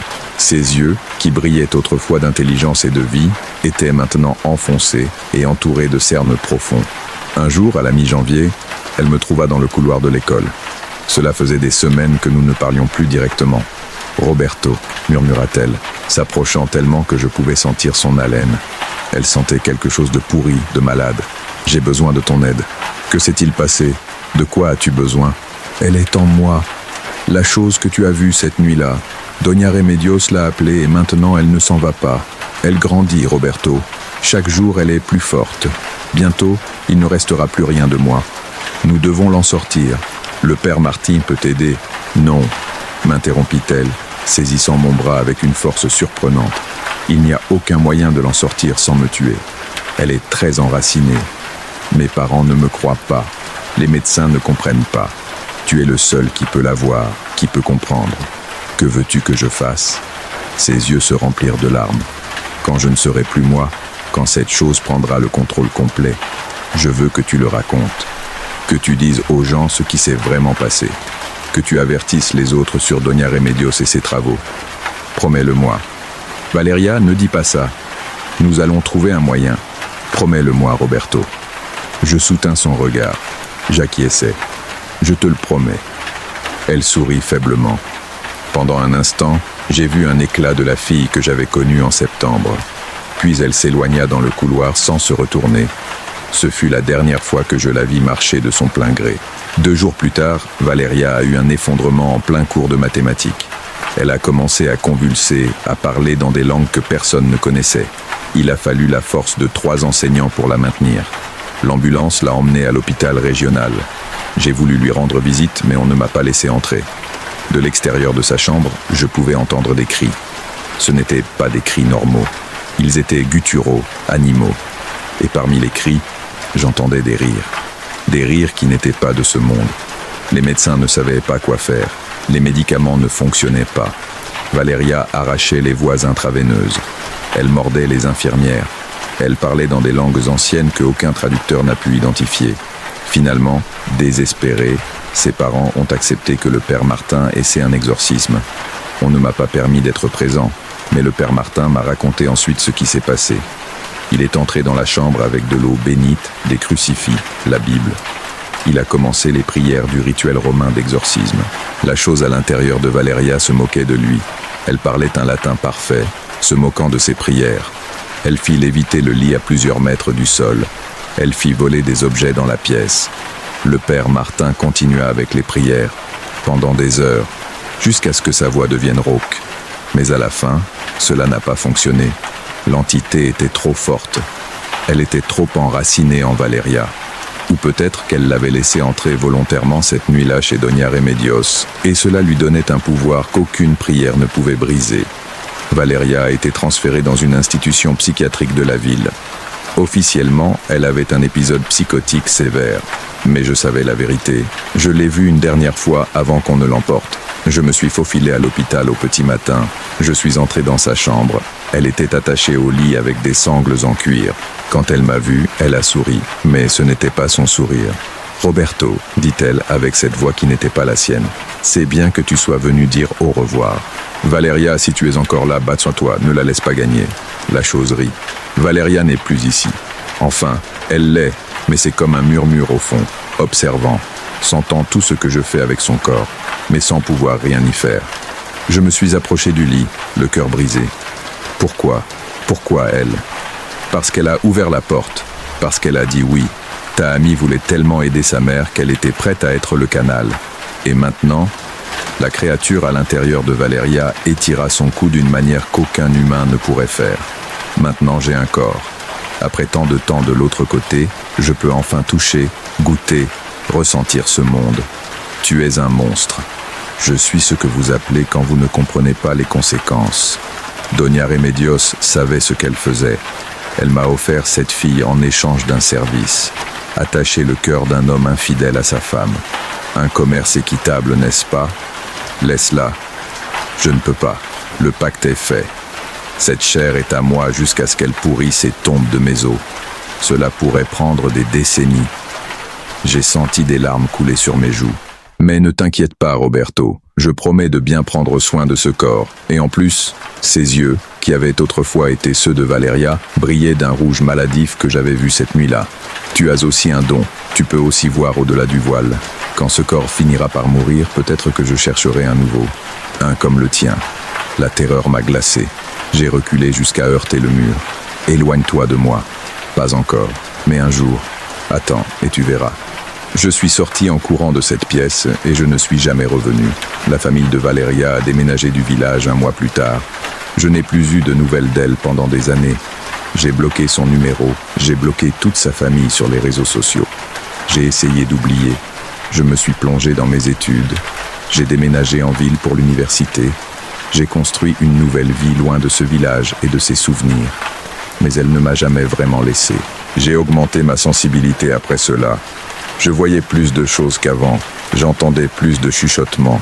J'ai dû apprendre à vivre avec ça, à établir des limites mentales plus fortes.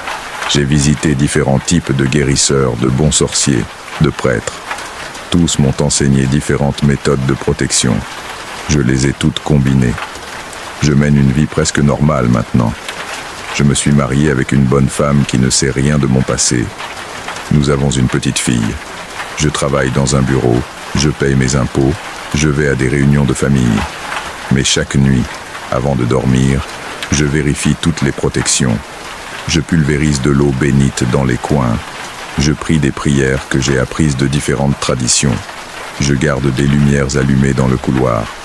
Parce que je sais qu'elle est là dehors. Je sais que cette chose, dans le corps de Valeria ou dans un autre corps maintenant, se souvient de moi. Et je sais qu'un jour, elle pourrait venir me chercher. Il y a 3 ans, j'ai reçu un message sur Facebook d'un numéro inconnu. C'était une photo. On y voyait Valeria, ou du moins son corps, debout devant un miroir. Mais dans le reflet, ce qui apparaissait n'était pas humain. C'était cette créature grande et décharnée, avec ses yeux rouges brillants dans l'obscurité. Sous la photo, un message. Je me souviens encore de toi. J'ai supprimé mon compte Facebook cette même nuit. J'ai changé mon numéro de téléphone. J'ai déménagé dans une autre ville. Mais je sais que peu importe combien je cours loin, si cette chose me veut vraiment, elle finira par me retrouver. C'est pourquoi j'écris cela maintenant. Pour tenir la promesse que j'ai faite à Valeria. Pour avertir quiconque lit ceci des dangers de s'immiscer avec des forces que nous ne comprenons pas. Madame Remedios est toujours vivante. Elle continue de faire ses travaux dans ce village. D'autres personnes continuent de faire appel à elle, désespérées de trouver des solutions à leurs problèmes. Et elle continue d'invoquer des choses de l'autre côté, offrant des corps jeunes comme canaux. Si jamais vous êtes désespéré, si jamais vous envisagez de recourir à ces pratiques sombres, pensez à Valeria. Pensez à une fille de 17 ans qui ne voulait que aider sa mère, qui a fini par être prisonnière de son propre corps, voyant comment une entité démoniaque utilise sa chair pour marcher dans ce monde. Tous les problèmes n'ont pas de solution. Et certaines solutions ont un prix qui est trop élevé à payer. Je vis chaque jour avec le poids de ne pas avoir pu la sauver. Je me demande si j'aurais pu faire quelque chose de différent. Si j'avais parlé plus fort, si j'avais brisé cette fenêtre plus tôt, si j'avais convaincu ses parents de la vérité avant qu'il ne soit trop tard. Mais au fond, je sais que Valeria a pris sa décision. Elle a choisi d'entrer dans ce cercle, de servir de canal pour le rituel. Les conséquences de ce choix ont été plus terribles que quiconque aurait pu l'imaginer. Parfois, la nuit, quand je ne peux pas dormir, je me demande si une partie de Valeria est toujours là-dedans, piégée, consciente de tout ce que cette chose fait avec son corps. C'est une pensée qui me déchire. J'espère de tout mon cœur que je me trompe. J'espère que sa conscience s'est complètement éteinte, qu'elle ne souffre pas. Mais je soupçonne que ce n'est pas le cas. Je soupçonne que la créature veut qu'elle voie, qu'elle ressente, qu'elle soit consciente. Parce que c'est sa punition d'avoir osé l'inviter, de penser qu'elle pouvait contrôler l'incontrôlable. Ceci est mon témoignage, ceci est mon avertissement, et ceci est ma promesse tenue. Valeria, si une partie de toi peut encore m'entendre, je suis désolé. Je suis désolé de ne pas avoir pu te sauver, je suis désolé d'avoir survécu quand tu ne l'as pas fait. Et je promets que je n'oublierai jamais ce que tu as sacrifié, même si ce sacrifice a été involontaire et terrible. Que tu trouves la paix, où que tu sois. Jusqu'ici arrive le témoignage qu'on m'a partagé. Roberto m'a demandé spécifiquement de le partager comme avertissement. Si vous connaissez quelqu'un qui envisage ce type de pratique, veuillez partager cette histoire. Parfois, les conséquences de nos décisions vont bien au-delà de ce que nous pouvons imaginer. Si vous avez vécu quelque chose de similaire ou connaissez des cas similaires, laissez-le dans les commentaires. Cette communauté existe pour que nous partagions ces expériences et apprenions les uns des autres. Abonnez-vous si vous voulez plus d'histoires réelles chaque semaine. Prenez soin de vous, protégez-vous et reposez en paix ce soir.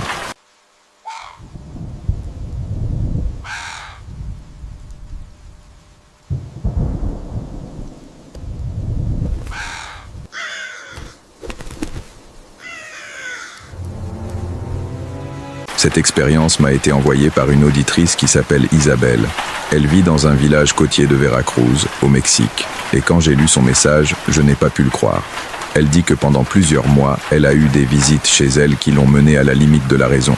Si jamais tu as ressenti que quelque chose t'observe chez toi, laisse un commentaire pour me le dire. Cela m'importe beaucoup de connaître vos expériences. Isabelle est mère célibataire, elle travaille depuis chez elle et vit avec ses 2 enfants. Ce qui a commencé comme de petits événements inexpliqués est devenu quelque chose qui l'a obligée à prendre des décisions drastiques. Voici son histoire, et c'est le genre d'histoire que tu devrais écouter avec les lumières allumées. Lorsque j'ai emménagé dans la maison de Salina Cruz, je n'avais pas beaucoup d'informations à son sujet.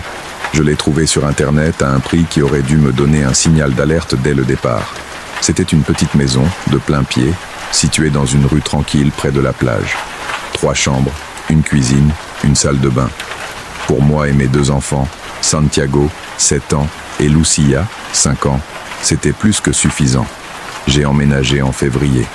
Le temps était agréable, doux.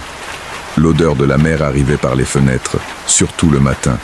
Une odeur salée et fraîche que j'adorais. La maison avait un petit jardin à l'arrière, avec un grand arbre à mangue qui faisait de l'ombre presque toute l'après-midi. Pour les enfants, c'était un paradis dès le premier jour. Les 2 premières semaines ont été parfaites. Je rangeais mes affaires, réorganisais les meubles, découvrais le quartier.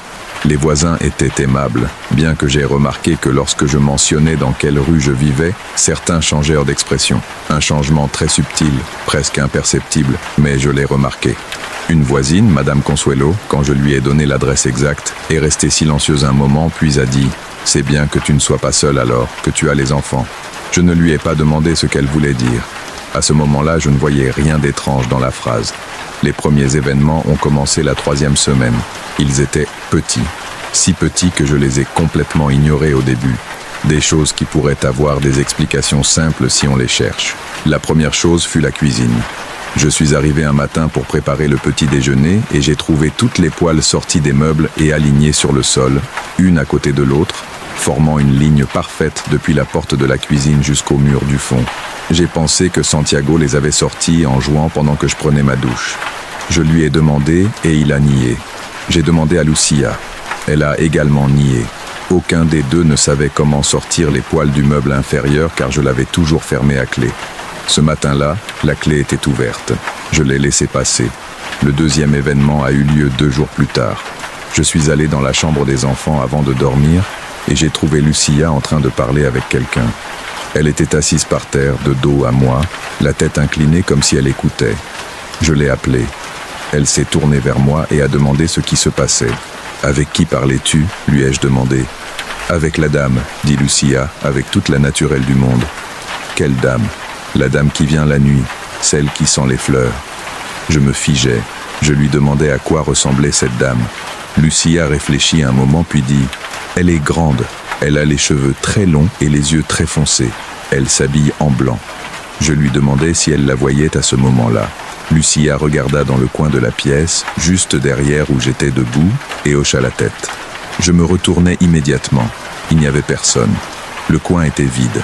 Mais l'air là-bas se sentait différent, plus froid, et il y avait une odeur très faible de fleurs, une odeur douce qui ne correspondait pas à l'ambiance marine de la maison. Cette nuit-là, je ne dormis pas bien. Au cours des jours qui suivirent, les événements s'accumulèrent, toujours petits, toujours à la frontière entre ce qui pourrait être une coïncidence et ce qui ne l'était pas. Les portes de la maison semblaient ouvertes quand je les avais fermées. Pas brusquement, pas comme si quelqu'un les avait ouvertes avec force. Elles étaient simplement ouvertes quand j'entrais dans une pièce, comme si quelqu'un était entré calmement et les avait laissées ouvertes derrière lui. Le miroir de la salle de bain a commencé à s'embuer d'une manière étrange. Pas le type de vapeur qui se produit quand tu prends une douche. Il s'embuait sous la forme de doigts, comme si quelqu'un avait posé les mains contre le verre de l'intérieur. Motif clair. 5 doigts, étendus, pressés contre la surface. Toujours de la même taille, toujours au même endroit. Les enfants ont commencé à mal dormir. Santiago m'a dit qu'il entendait des pas dans le couloir la nuit, des pas légers, pieds nus, qui s'arrêtaient juste devant la porte de sa chambre. Lucia continuait à parler avec la dame. Chaque matin, quand je lui demandais de quoi elle parlait, elle me répondait toujours la même chose. Elle me raconte des histoires. Je suis allé voir Madame Consuelo. Je lui ai demandé directement si elle savait quelque chose sur la maison où elle vivait, sur son histoire. Doña Consuelo m'a invité à m'asseoir. Elle m'a préparé un café. Et avec une expression sérieuse, elle m'a raconté l'histoire. La maison avait été habitée par une famille pendant de nombreuses années. Une mère et ses 3 enfants. Le père était mort depuis longtemps.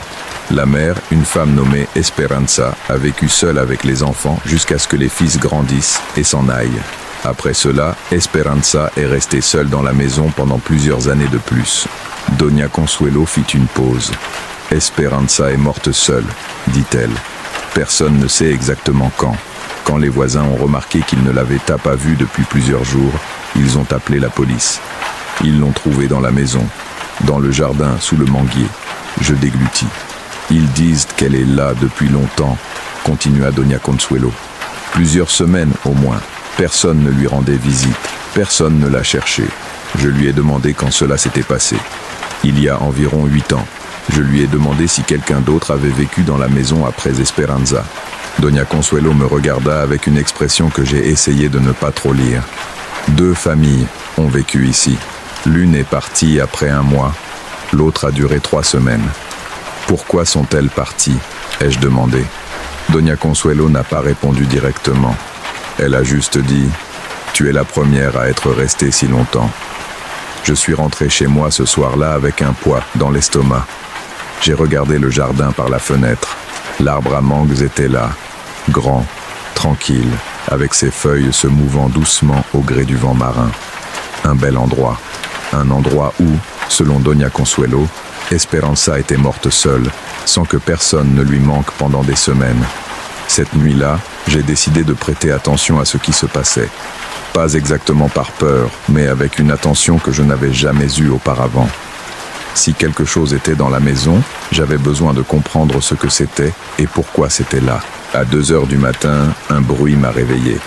Pas un bruit fort, un bruit doux, répétitif, comme quelqu'un marchant lentement dans le couloir. Des pas légers, nu-pieds, qui parcouraient le couloir d'un bout à l'autre. Je me suis levé du lit et je me suis penché à la porte. Le couloir était sombre. La seule lumière venait de la petite lampe de chevet que j'avais allumée près de la salle de bain. Je ne vis personne, mais l'odeur était là. L'odeur de fleurs, douce, pénétrante, impossible à ignorer. Et il y avait quelque chose d'autre, sous l'odeur de fleurs, quelque chose de plus ancien, de plus lourd. Une odeur que je ne voulais pas identifier. Je restais à la porte, immobile, écoutant. Les pas s'arrêtèrent devant la chambre des enfants. Et alors j'entendis quelque chose qui me fit fermer les yeux très fort. Une voix, douce, presque un murmure. Une voix de femme qui parlait très doucement, comme si elle racontait une histoire. Je ne pouvais pas comprendre les mots, juste le ton. Un ton doux, maternel, comme celui que l'on utilise quand on veut endormir un enfant. J'attendis. J'écoutais pendant plusieurs minutes. La voix continua, douce et constante, jusqu'à ce qu'elle s'éteigne lentement, comme si la personne qui parlait s'éloignait lentement sans que j'entende ses pas s'éloigner. Le lendemain matin, j'ai vérifié les enfants. Tous deux dormaient profondément, plus profondément que d'habitude. Quand je les ai réveillés pour aller à l'école, Santiago m'a dit qu'il avait fait le meilleur rêve de sa vie. Il m'a raconté une très belle histoire, dit-il, encore à moitié endormi. « Madame ?» ai-je demandé. Santiago a ouvert les yeux et m'a regardé avec surprise. « Toi aussi tu la connais, maman ?» Les événements ont continué au cours des semaines suivantes. Ils se sont intensifiés peu à peu. La dame, comme les enfants l'appelaient, était de plus en plus présente chaque jour. Lucia la voyait plus souvent. Santiago l'écoutait. Je la sentais. Un jour, je suis arrivé dans le jardin et j'ai trouvé des fleurs.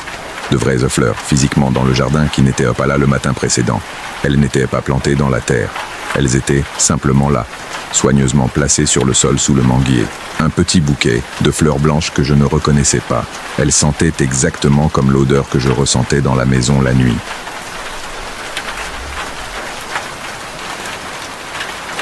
« Pourquoi es-tu resté ?» dit-elle. Je lui ai répondu sans réfléchir, d'une voix que je ne reconnaissais pas moi-même. « Parce que mes enfants sont heureux ici. » Elle resta silencieuse un moment. Puis, avec une expression qui changea subtilement, de solitude à quelque chose de plus proche de la compréhension, elle dit « Les enfants voient toujours ce que les adultes ne peuvent pas voir. » Et puis elle sourit. Un petit sourire, triste mais réel. Après cette nuit-là, les choses dans la maison changèrent. Pas pour le pire, pour le différent. Les événements ne disparurent pas, mais devinrent moins alarmants. Les pas continuaient la nuit, mais ne me réveillaient plus aussi souvent. L'odeur des fleurs demeura, mais devint quelque chose de familier, presque réconfortant. Les enfants continuèrent à parler avec Esperanza, comme elle était maintenant appelée, tous. Lucia lui racontait l'école. Santiago lui lisait des contes à voix haute avant de dormir. Un jour, quand Lucia m'a demandé si Esperanza pouvait rester pour toujours, je lui ai dit que oui, qu'elle pouvait rester tout le temps qu'elle voulait. Cette même semaine, les fleurs sont réapparues sous l'arbre. Mais cette fois, elles n'étaient pas seulement dans le jardin. Elles étaient sur la table de la salle à manger, sur le rebord de la fenêtre du salon, à l'entrée de la maison, dans tous les endroits que fréquentait Esperanza dans sa vie. Je n'ai pas peur d'Esperanza, je ne l'ai jamais eue, même si au début j'aurais menti si j'avais dit le contraire. Mais il y a quelque chose qui me rend inquiet, et c'est ceci. Lucia, la plus jeune, a commencé à parler d'autre chose. Il y a quelques jours, quand je lui ai demandé à propos d'Esperanza, Lucia est restée un moment silencieuse. Et puis elle a dit « Esperanza ne vient plus seule, maman ». Je lui ai demandé ce qu'elle voulait dire. Une autre personne vient avec elle, une personne qui ne parle pas. Une personne qu'Esperanza ne veut pas que je voie. Je lui ai demandé comment elle décrivait cette autre personne. Lucia est restée silencieuse pendant longtemps. Quand elle a enfin parlé, elle ne m'a pas regardé. « C'est grand », dit-elle. « Très grand. Et ça n'a pas de visage. » Depuis ce jour, l'odeur des fleurs dans la maison s'est mélangée à une autre odeur. Une odeur qui n'est pas celle des fleurs. Une odeur que je ne sais pas décrire, mais qui fait que lorsque je l'aperçois, j'ai envie de sortir de la maison immédiatement. Esperanza continue de venir. Les enfants continuent de dormir paisiblement. Mais je ne dors pas bien depuis 3 semaines. Parce que chaque nuit, quand je reste éveillé à écouter, je peux sentir 2 présences dans le jardin. Une que je connais, une que je ne connais pas. Et la seconde s'approche. Ainsi se termine l'histoire d'Isabelle. Elle m'a dit qu'elle reste dans cette maison, qu'elle n'a pas encore prévu de partir, mais que chaque nuit, elle regarde le jardin avec un mélange d'attention et de peur qu'elle ne ressentait pas auparavant. Ce qui me frappe dans cette histoire, c'est cette couche finale, cette idée que derrière quelque chose qui semble presque tranquille, il peut y avoir quelque chose de bien plus grand que personne n'a encore vu. Si cette histoire t'a donné des frissons, ou si tu as déjà ressenti que tu n'étais pas la seule présence dans ta maison, laisse ton commentaire ci-dessous. Ce sont les histoires qui me donnent envie de continuer à lire. Reposez-vous bien cette nuit. On se reparle bientôt.